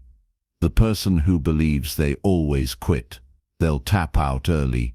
The person who says, "I'm just not consistent," will find ways to break their own word. Not because they want to fail, but because their brain is trying to stay congruent with the story. And that story, that's the operating system your entire life runs on. If you want sustained change, deep, lasting transformation, you don't just change your behavior, you change the story. You rewrite the identity. And here's where it starts. One decision, one choice repeated until it becomes a character trait. One action done consistently enough that your brain stops seeing it as effort and starts seeing it as you. That's the bridge between discipline and identity. You're not trying to be better. You're becoming someone new, one aligned, intentional, powerful decision at a time. You become what you consistently do. But even deeper, you become what you consistently believe. That belief shows up in your habits, your self-talk, your reactions when things get hard, your standards when no one's watching. And all of it is rooted in identity. This is why some people never change, even with all the tools, resources, mentors in the world, because their self-image hasn't moved. They're still carrying old programming, still referring to themselves by outdated labels. "I'm not a morning person. I'm just bad with money. I always fall off. I'm too emotional to stay consistent. I've just never been disciplined." Those aren't facts. They're scripts, written years ago, repeated so many times they sound like truth. But here's the thing about identity. It's fluid, it's flexible, it's programmable. You don't have to wait for trauma, rock bottom, or a wake-up call to rewrite the code. You can choose to change the role now. Start with this. Who do I want to become? Not what do you want to achieve. Who do you need to be to live that life? Describe that person. How do they speak? What time do they wake up? How do they move through stress? What do they do when no one's watching? What do they no longer tolerate? Now ask yourself, what's one small thing I can do today that's something they would do? And do that thing. Then do it again tomorrow. Then again the next day. Stack the behaviors, reinforce the evidence. Let the identity evolve from repetition, not inspiration. That's the trick most people miss. They think identity is something you think your way into, but identity is something you prove your way into. The moment you start acting like the person you want to be, consistently, especially when it's hard, you send a signal to your brain, this is who we are now, and your brain over time will start to follow. Suddenly, discipline stops being a struggle. It becomes structure. Because your actions no longer feel forced, they feel familiar. That's the power of identity alignment. You're not faking it. You're becoming it. Your identity is not built in declarations. It's built in patterns. Patterns of follow-through. Patterns of integrity. Patterns of doing what you said you'd do, especially when it's inconvenient. Discipline becomes easier not because the resistance disappears, but because your new identity can no longer tolerate betrayal.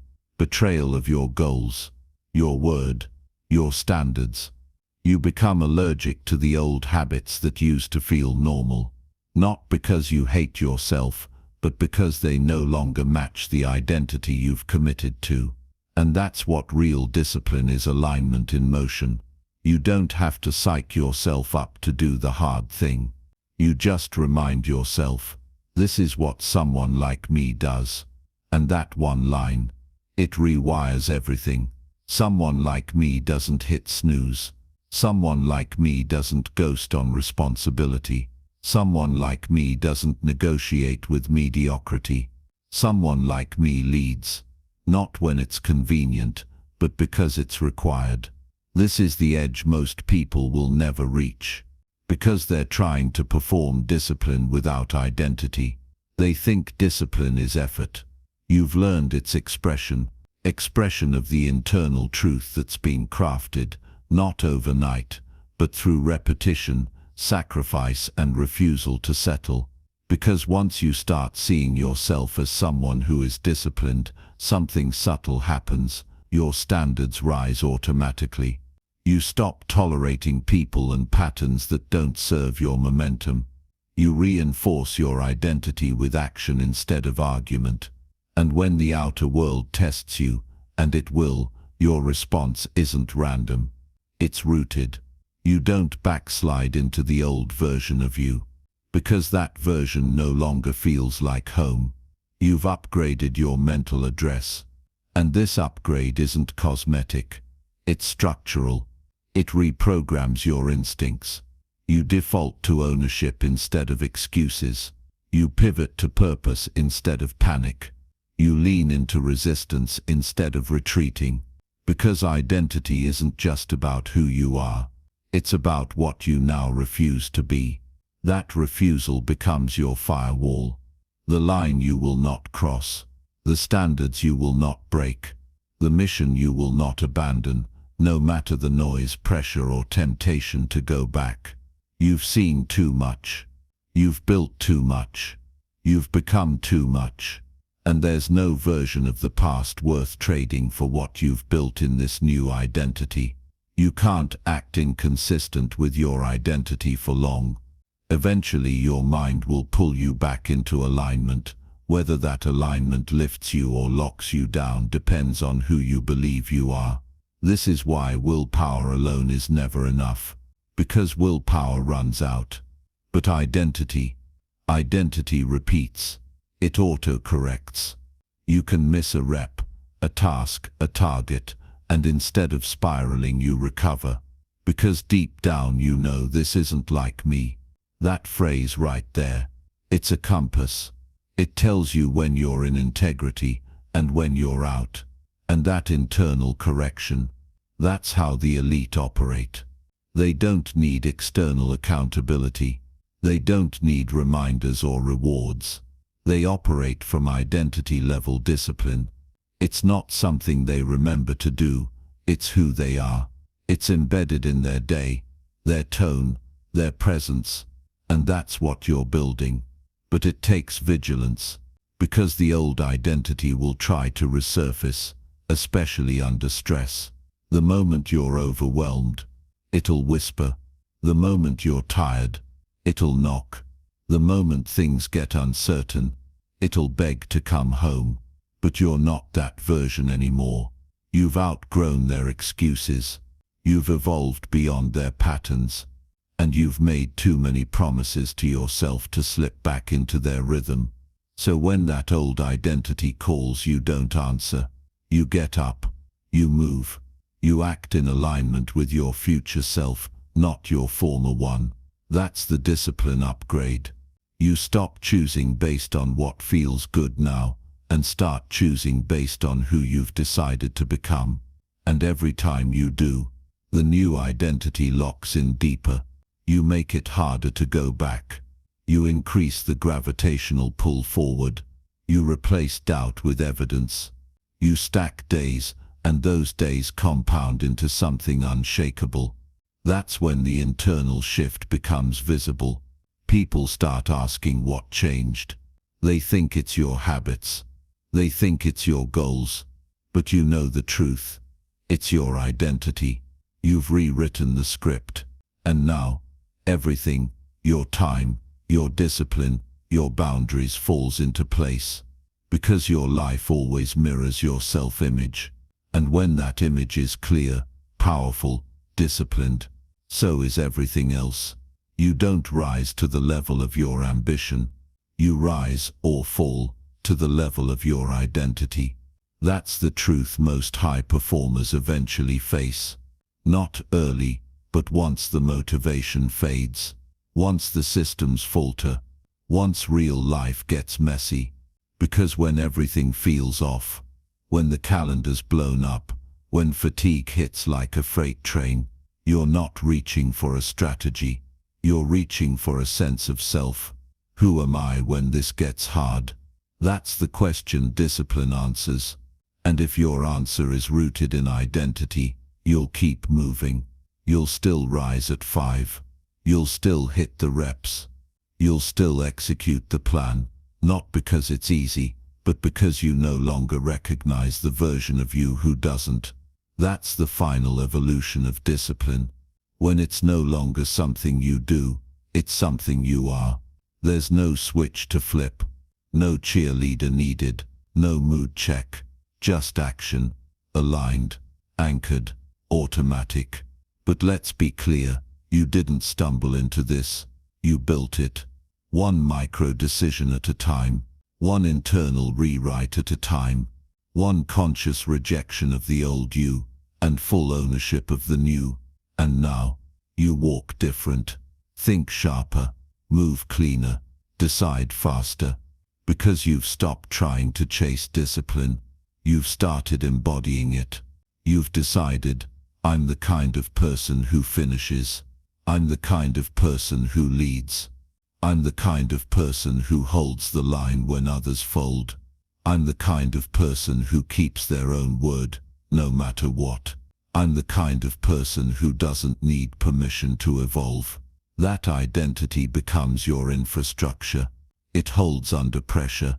It adapts when the plan changes. It protects you from the chaos of circumstance. Because now your discipline is coming from somewhere deeper, from alignment with your mission, your standards, your code. And codes, they don't flex with feelings. They stay, they lead, they define. That's what you've done here. You've gone from wishful thinking to internal alignment, from scattered behavior to unified identity, from reacting to life to commanding it. This is what it means to be truly disciplined, not just for a season, not just for a streak, but as a way of being. From this point forward, it's not about becoming someone better. It's about honoring who you've already become. Chapter 8. Mastering Delayed Gratification. Discipline isn't just doing the hard thing. It's doing the hard thing now for the payoff that might not come for months or years. That's what separates the disciplined from the distracted. The ability to choose impact later over comfort now. We live in a culture obsessed with now. Now results. Now pleasure. Now recognition. Swipe. Stream. Scroll. Buy. Everything is designed to hit you with fast dopamine. But fast dopamine is fast distraction dressed up like progress. The real players, they delay the dopamine.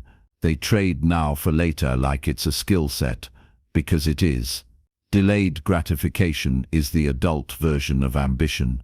It's what turns an idea into a legacy, a start into a system, a grind into a win that lasts. And here's what most people miss. Every time you choose short-term pleasure over long-term payoff, you're teaching your brain that instant relief is more important than meaningful results. And the brain learns fast, so you reach for comfort. You delay the work. You choose ease. And over time, you stop trusting yourself to finish what you start. But here's the shift. Every time you delay gratification, even in the smallest way, you build authority over yourself. You prove, I can wait. I can hold the line. I don't need it now to feel whole. That's what the world doesn't understand about discipline. It's not about being a machine. It's about being strategic with your hunger. You don't starve it. You channel it. You don't chase every pleasure that passes your vision. You know which ones are earned. You know what's worth holding out for. You know the difference between a hit and a harvest. A hit is quick. A harvest takes time, but it feeds more, lasts longer, and scales bigger. That's your move now. No more impulse decisions. No more quick validations. No more sacrificing your future just to feel better in the moment. Discipline says, I'll suffer a little today so I can win big tomorrow. I'll skip the applause now because the scoreboard later will be louder. I'll build patiently while everyone else begs for shortcuts, because the real ones don't need it fast, they need it forever. Here's the secret no one wants to hear. Your future is built in the moments you resist what feels good right now. That moment when you want to quit early, but finish anyway. That moment when the cookie calls louder than the gym, but you train anyway. That moment when the distraction screams, but you stay locked in. Those aren't just tiny wins. They're proof. They're bricks. And every one of them stacks toward a version of your life no one else can see yet. Because here's the truth. The future you want isn't waiting at the end of your next dopamine hit. It's waiting behind the things you don't want to do, but do anyway, because they matter more than the moment. That's where 99% of people fold. They want growth, but they don't want delay. They want progress, but they need pleasure now. They talk discipline, but they move like comfort is king. But you've seen the truth. Every easy choice now makes the next one harder. Every hard choice now makes the next one easier. And over time, that becomes identity. You become the one who doesn't need shortcuts. You become the one who doesn't trade long-term greatness for 5 minutes of feeling better. You become the one who can delay the reward, because you've already decided the result is non-negotiable. You're not chasing pleasure. You're building leverage. Leverage over your time. Leverage over your habits. Leverage over every moment where most people fold and call it balance. Delayed gratification isn't about deprivation, it's about ownership. The person who can delay gratification owns their emotions, owns their schedule, owns their results, not just when it's sunny, but when it's storming. They see the big picture. They play the long game. They smile at the people chasing now, because they know what's coming later, and later. That's where the real wins are. The big moves, the compound gains, the legacy outcomes that only reveal themselves to the patient, disciplined and dangerous, because most people quit before the compound effect kicks in. But not you. You're still moving, still stacking, still refusing to let a single moment of pleasure derail a lifetime of progress. You've learned how to wait, and in that wait, you've become powerful. Every time you delay gratification, you don't just build results, you build resilience. You're increasing your threshold for discomfort, stretching the limits of what you can hold, sharpening your ability to stay steady when everyone else breaks. Because here's what people miss. Delayed gratification isn't about denial, it's about domination. You're not just saying no to what's easy. You're saying yes to the future that your current self can't even fully imagine yet. That's vision, and vision requires restraint. Restraint from indulging every impulse. restraint from reacting to every craving, restraint from measuring your worth by today's scoreboard. Because today's scoreboard is a lie. It doesn't measure your discipline, it measures your delay. And the longer you delay, the heavier your wins land. The louder they echo, the deeper they root. That's why the disciplined aren't flashy. They're quietly lethal, because they're not here to flex temporary gains. They're building permanent separation, and that separation is forged in moments the world doesn't see. When you shut down the laptop at 2 a.m. after a full day, not because you had to, but because you said you would. When you show up to the gym when no one else is there, because the reps still count even when there's no audience. When you choose sleep over Netflix, clarity over chaos, purpose over pleasure, because your standards demand it. That's not about pain, that's about precision. And the more you do it, the more you realize, discipline doesn't feel restrictive. It feels real, like you're finally aligned. Like your life finally matches your vision. Like your word to yourself actually means something. That's freedom. Freedom isn't doing what you want when you want. It's having full control over what you do, especially when you don't feel like it. Because when you delay gratification long enough, you stop craving it. You start replacing it with something better, with purpose, peace, power, identity. You don't need the hit. You've built the habit. You've earned the long game. And now, you move differently, because you know exactly where this road leads. Here's what most people will never understand. Every delayed pleasure now compounds into power later. It's not a single choice. It's a signal. A message you send to your brain. I am in control. And that message, it builds momentum, because momentum isn't built from big moves. It's built from small refusals, small rejections of ease, small acts of patience that echo louder with every repetition. You pass on the second helping. You silence the urge to scroll. You say no to the unaligned invitation. And you do it again tomorrow. That's the game. The undisciplined never learn. They want breakthroughs, not behaviors. But the ones who win, they build systems from sacrifices. They earn trust with themselves. Not just once, not just when it's trending, but daily, quietly, repeatedly. That's how discipline becomes identity. And here's the twist. Once you master delayed gratification, it stops feeling like sacrifice. It starts feeling like freedom, because you're no longer a slave to urges. You don't flinch when cravings come. You don't bend when pressure mounts. You don't grab at the short term just to soothe the noise inside.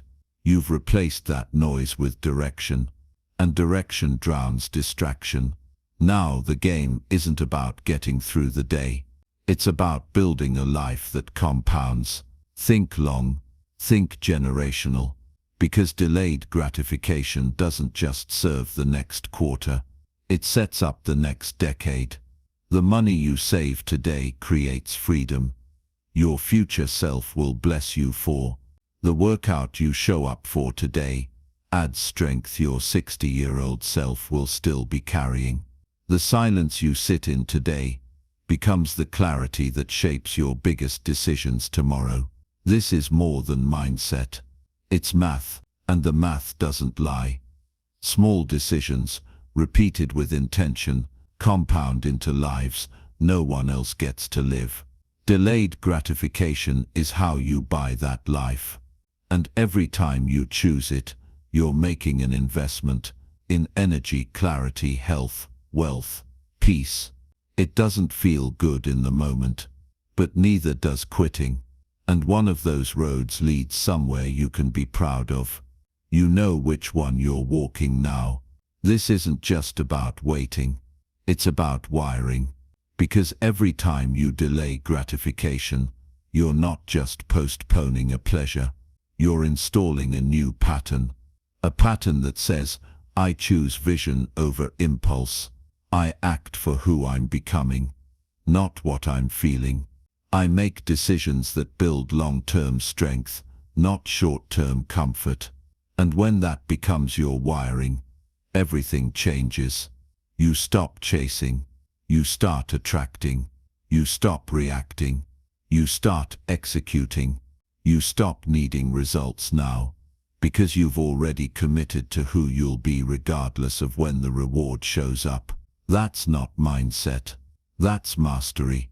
The disciplined don't need constant payoff. They don't work for validation. They don't treat consistency like a bet. They treat it like a promise. And promises kept over time, they turn into identity. They create reputations. They build lives other people study. But not because it was easy, because it was earned. Earned in the quiet moments where you chose to delay. When you turned down the quick win. When you traded the flash for the foundation. You didn't flex. You focused. And now, you've built distance. Not from other people, from your past self. The one who craved the hit. The one who folded for convenience. The one who needed now to feel okay. That version, gone. You've stepped into discipline. And discipline doesn't demand ease. It demands alignment. You're not waiting for motivation anymore. You're waiting for results. And building them every single day through restraint, patience and clarity. That's what delayed gratification really is. Unshakable faith in what's coming, backed by undeniable action in the now. It's not punishment. It's power. It's proof that you don't need it today, because you're building something that will feed you for life. Let everyone else settle. You've trained yourself to wait, to earn, to build what lasts, because you don't just want the win, you want the whole legacy, and you're willing to do what most won't, to live in a way most never will, Chapter 9. Energy is your highest currency. You don't have a time problem. You have an energy problem. Because even if you had 48 hours in a day, if you're mentally fried, emotionally drained, physically sluggish, you're not getting anything meaningful done. That's what most people miss about discipline. They try to time block their calendar, but they don't energy block their life. They put high priority work in low energy windows. They make crucial decisions while running on fumes. They try to stay consistent, but their battery's been leaking all day. Discipline doesn't just mean pushing harder. It means learning how to protect and direct your energy. That starts with awareness. Who drains you? What environments deplete you? Which habits tax your focus and leave you foggy? Because if you don't audit that, you'll spend your best energy on things that don't move the needle. And by the time it's time to build, lead, write, lift, think, or create, you've got nothing left. This isn't about hustling harder. It's about stewarding your power. Your energy is your edge. It's the fuel behind every rep, every decision, every conversation. And if it's scattered, your results will be too. So here's the mindset shift. Discipline means being ruthless about where your energy goes. That might mean saying no to people who mean well but cost you momentum. That might mean limiting exposure to information that stresses you but doesn't serve you. That might mean stopping the scroll, tightening the diet, sleeping earlier, protecting mornings like sacred ground. None of that is sexy. All of that is strategy. Because if you're serious about your goals, you don't just guard your time, you guard your capacity. Capacity is everything. Without it, you'll fake productivity. You'll confuse exhaustion for effort. You'll run through the day like a phone at 3%, clutching the charger, but never fully plugged in. That's not how you move anymore. You're not trying to do more. You're trying to move cleaner, sharper, with intention and presence. That starts by mastering your energy, because everything you build depends on it. Think of energy like a budget. Every day you get a limited amount. Some days more, some days less, but it's never infinite. So the question isn't just what do I have to do today? It's what's worth spending energy on today. Because not everything deserves it. Just like you wouldn't hand out $100 bills to every stranger you pass, you shouldn't hand out energy to every demand that hits your inbox, your phone, your emotions. Most people treat their energy like it's free. They say yes to too many things. They run around reacting, and by midday, they're drained, not from doing what matters, but from leaking. The disciplined move different. They spend energy like it's gold. They put high energy focus toward high return tasks. They schedule thinking time, because clarity is fuel. They protect mornings like prime real estate, not for scrolling, but for strategy. They set limits on drama, chaos, meaningless conversations, because all of it has a cost. You've got to ask, is this building me, draining me, or distracting me? If it's draining you and not part of your mission, reduce it. If it's distracting you, cut it. And if it's building you, invest more. This is how you make your energy work for you. Because when you treat it like a resource, you stop reacting like everyone else. You become intentional, efficient, lethal. And here's where the magic happens. Once you start managing your energy, not just your time, you gain capacity, more clarity, more calm, more focus for what actually moves the needle. Suddenly the same 24 hours, they stretch. The same to-do list, it tightens. The same demands, they hit different. Because now you choose what gets your power. This isn't soft, this is strategy. Because long-term discipline isn't about pushing until you break. It's about preserving what makes you dangerous. And what makes you dangerous isn't just your mind. It's how well you protect the fuel that powers it. That fuel, that's energy. And it's time to treat it like what it is, your most valuable asset.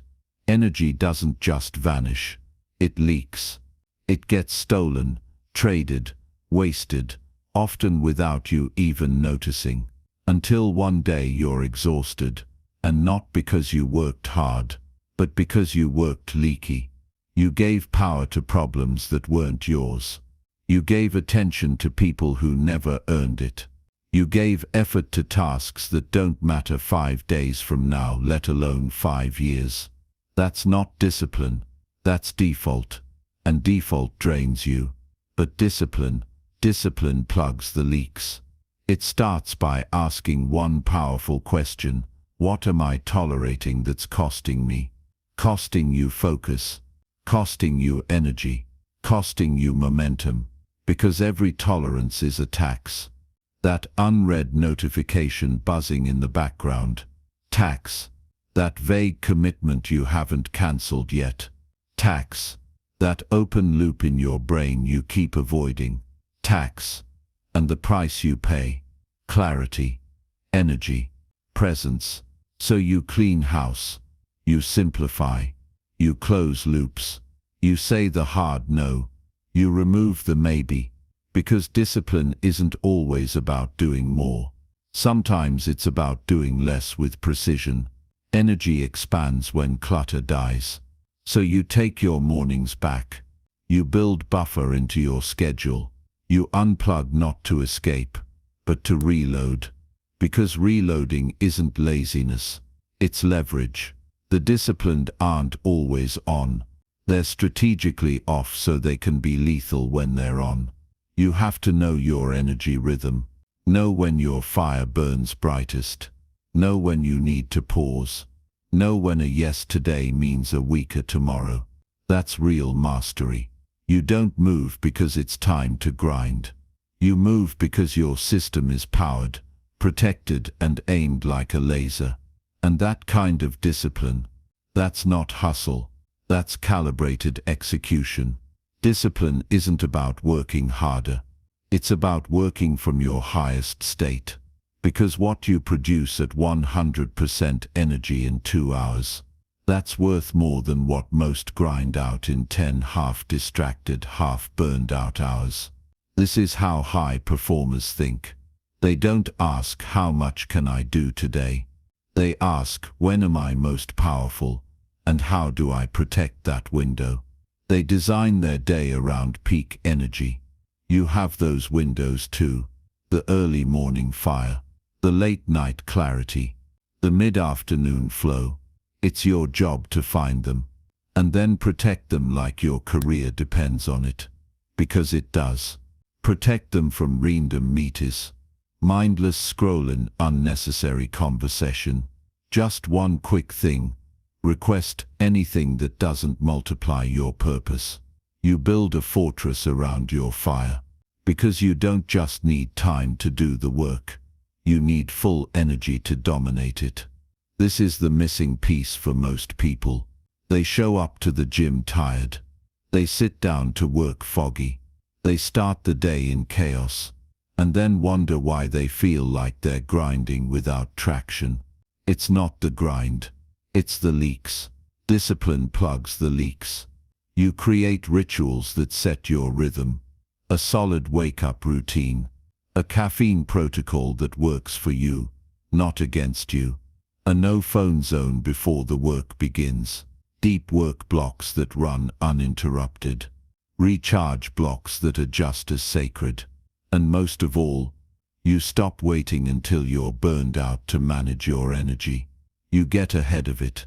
You stay fueled, mentally, physically, emotionally, by making decisions before exhaustion shows up. Because once your energy's gone, the damage is done. And recovery always takes more time than you expected. So the new standard: protect the fire, feed the flame, move on your time, not life's interruptions. That's how the disciplines stay consistent. They're not always moving fast, but they're always moving from full, not from fumes. You've heard it before, time is money. But that's only half the truth. Because time without energy is worthless. What's a free afternoon worth if you're too mentally fried to focus? What's a 10-hour workday worth if half of it is scattered, sluggish, distracted? Here's the real truth. Energy is the currency that makes time valuable. And the disciplined, they spend it like it's limited and powerful, because it is.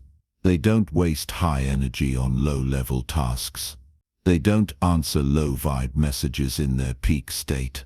They don't try to perform at 100% off 4 hours of sleep, 3 cups of coffee, and 0 boundaries. They know their input fuels their output. So they eat with intention. They sleep with discipline. They unplug without guilt. They recover like it's part of the plan, not a luxury. That's the shift. You stop seeing recovery as a reward and start seeing it as a responsibility. Because your mind is a weapon, and weapons need maintenance. Your focus is a tool, and tools need sharpening. Your body is a battery, and batteries need charging. This is where most people burn out. Not because they're soft, but because they're undisciplined with their energy. They push when they should reset. They say yes when they should unplug. They treat performance like an emergency, instead of a calibrated strategy. Not you, not anymore. You've learned to track your energy like an asset, to protect it like an investor, to charge it like a machine that's built for long-term execution. Because now your life isn't run on pressure. It's run on power management. Power in your calendar, power in your nutrition, power in your boundaries, power in your sleep, power in your decisions. Every time you say no to energy leaks, you say yes to your potential. Every time you step away from noise, you step deeper into mastery. Every time you prioritize your energy, you give your discipline a place to live, grow, and dominate. That's the move now. You're not chasing more hours. You're maximizing the hours you have. You're not praying for balance. You're creating capacity. Because a clear, focused, charged up version of you, that version is unmatched. Chapter 10. When it sets hard, it counts more. Everyone's disciplined when it's easy. When the gym is quiet, the inbox is empty, the mood is high, but discipline isn't proven in ease. It's proven in resistance. Because life won't always cooperate. Plans will blow up. Energy will dip. The perfect schedule will collapse by 9 a.m. And when that happens, that's the test. That's where it counts more. Not less, more. The disciplined understand this. Hard days don't disqualify the work. They validate it. They don't see chaos as an excuse to bail. They see it as a chance to anchor deeper into the mission. This is hard, perfect. Let's go anyway. That's the energy. Because what you do on the hard days becomes your floor, your default operating standard. And when your floor is strong, your ceiling rises. You get through setbacks faster. You build resilience into your routine. You don't fall apart every time the rhythm breaks, because you've trained yourself to perform under pressure. That's the shift most never make. They think discipline is a feeling, but feelings are fragile. Discipline is trained response. You train it by showing up tired. You train it by moving through resistance. You train it by saying yes to the work after the feeling has left. And no, it won't be perfect. But perfection was never the goal. The goal is consistency under chaos, because the more chaos you can function inside, the more dangerous you become. Life won't get easier, but you can get stronger. Not through hacks, through habits. Not through hacks, through internal standards so sharp they cut through every excuse your mind throws at you. You don't get better by waiting for life to align. You get better by choosing who you'll be when it doesn't. And every time you choose discipline under pressure, you reinforce your identity as someone who doesn't break, someone who builds through the storm. Discipline doesn't ask how you feel. It asks what now. You can be tired, frustrated, unmotivated, pulled in every direction. None of that disqualifies you. None of it erases your goals. None of it matters unless you let it. Because discipline isn't about being emotionless. It's about being unmoved by emotion. The difference, one tries to numb out. The other moves anyway. That's what you're building. Emotional sovereignty. The ability to act, not because the moment feels good, but because the mission still matters. And the mission always matters. Even when you're not in the mood. The results aren't showing yet. No one's clapping. The plan broke. Your motivation's missing. Everything feels heavier than usual. Especially then, that's when it counts more. Because most people fold right there. They start negotiating. I'll double up tomorrow. One missed day won't hurt. I just need a break. But breaks become patterns. Patterns become identity. And identity becomes the reason they never cross the line. Not you. You've burned the bridge to that version of yourself. Because this is the part where you separate. The moments when it's hard, that's when your discipline starts to compound. Anyone can show up when they're fired up. It takes a different animal to show up when they're depleted, and still deliver.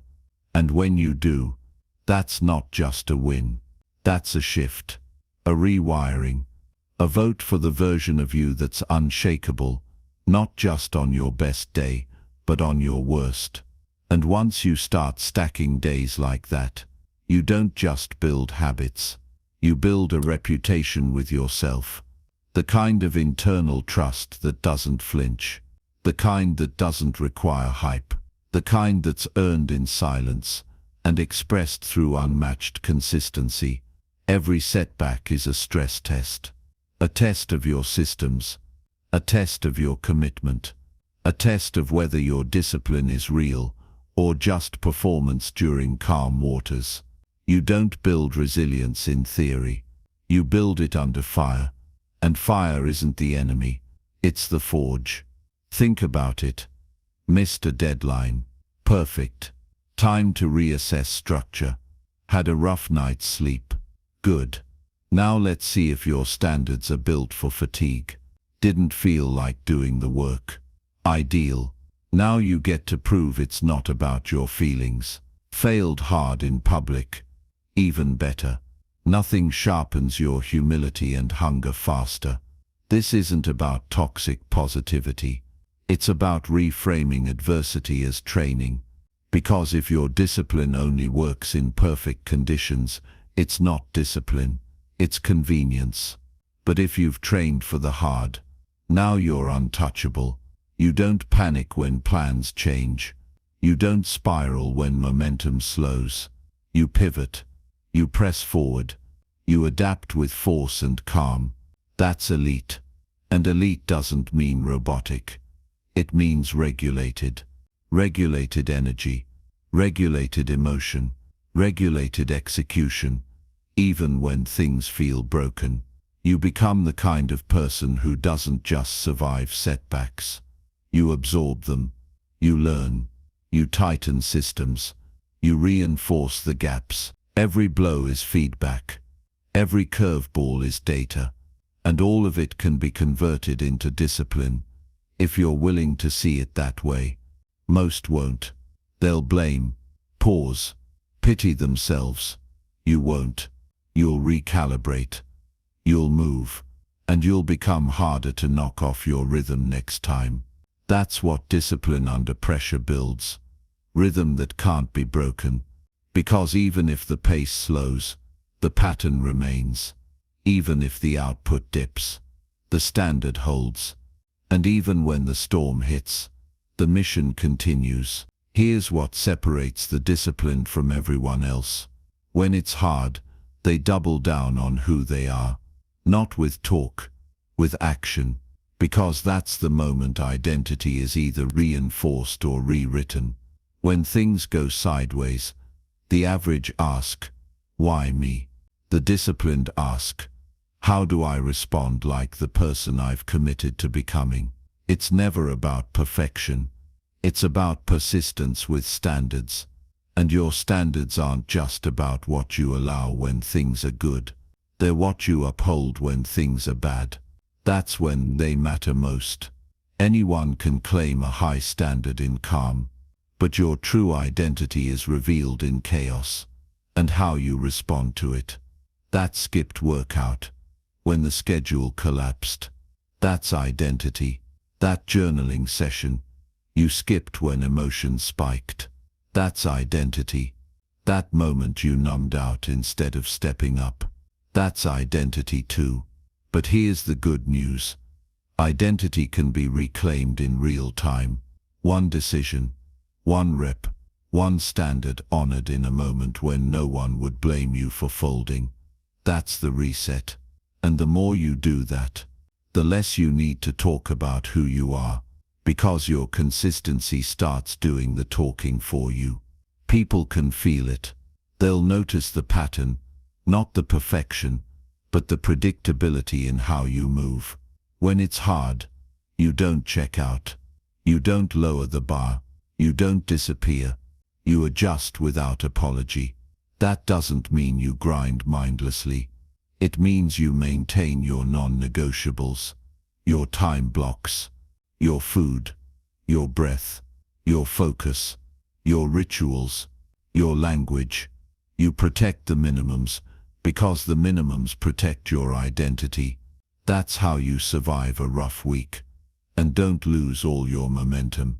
That's how you hit stress, and still build trust with yourself. That's how you take a hit, and still walk like you meant to take it. Because when discipline becomes identity, even your lowest days serve a purpose. They become proof. Proof that you don't just move when it's easy. You move because that's who you are now. This is where most people stop. Right here. When it's inconvenient, uncomfortable, unglamorous. When the hype wears off. When the energy dips. When the outcome still feels miles away. They slow down. Take the foot off the gas. Start negotiating with themselves. I'll get back on track Monday. But not you. Because now you understand, this moment counts more than all the easy ones combined. It's easy to move when it's light. It's easy to win when you're ahead. But discipline is built in the shadows, when no one's watching, and you've got every excuse to pause. That's when it counts. That's when you build the kind of internal power that can't be faked. That's when you earn the breakthroughs the undisciplined will never touch. Because real growth isn't just stacking wins. It's continuing through the hard. When the emotions don't support it. When the feedback isn't there. When the conditions aren't perfect. You still move. You still show up. You still hold the line. And that decision, that one right there in the storm, is the one that changes everything. Because it's not just about what you achieve. It's about who you become by refusing to break when it would have been easy to do so. That version of you. They're not built in clarity. They're built in confusion, in friction, in the ugly middle when things don't make sense. But you choose forward anyway. And if you keep choosing that, every storm becomes strength. Every failure becomes fuel. Every hard season becomes the reason you walk into the next one with unshakable momentum. So don't slow down when it gets heavy. Lean in. This is where you prove it. To yourself. To your standard. To the future version of you watching right now. Hoping you don't quit. Because they need you to keep building. When it's hard, it counts more. Remember that. Live that. Be that. Because that's how legacies are built. That's how discipline becomes unbreakable. That's how you finish what you started, even when it would have been easy. Conclusion: discipline is freedom. Let's cut through the noise one last time. This isn't about motivation. This isn't about hacks. This isn't about being perfect. This is about who you decide to be every single day, with or without the spotlight. With or without the mood, with or without the world clapping for you. Discipline is the foundation, the structure, the armor and the engine. It's the thing that keeps you moving when the world tells you to slow down. It's the standard you set when others lower the bar. It's the line you hold, the mission you protect, the identity you express, even when no one's watching. And when you really lock into that, you don't feel trapped. You feel free.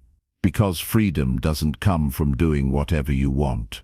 Freedom comes from building the life that makes you proud.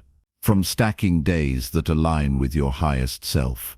From becoming so consistent in your values that chaos loses its grip on you. Discipline gives you that freedom.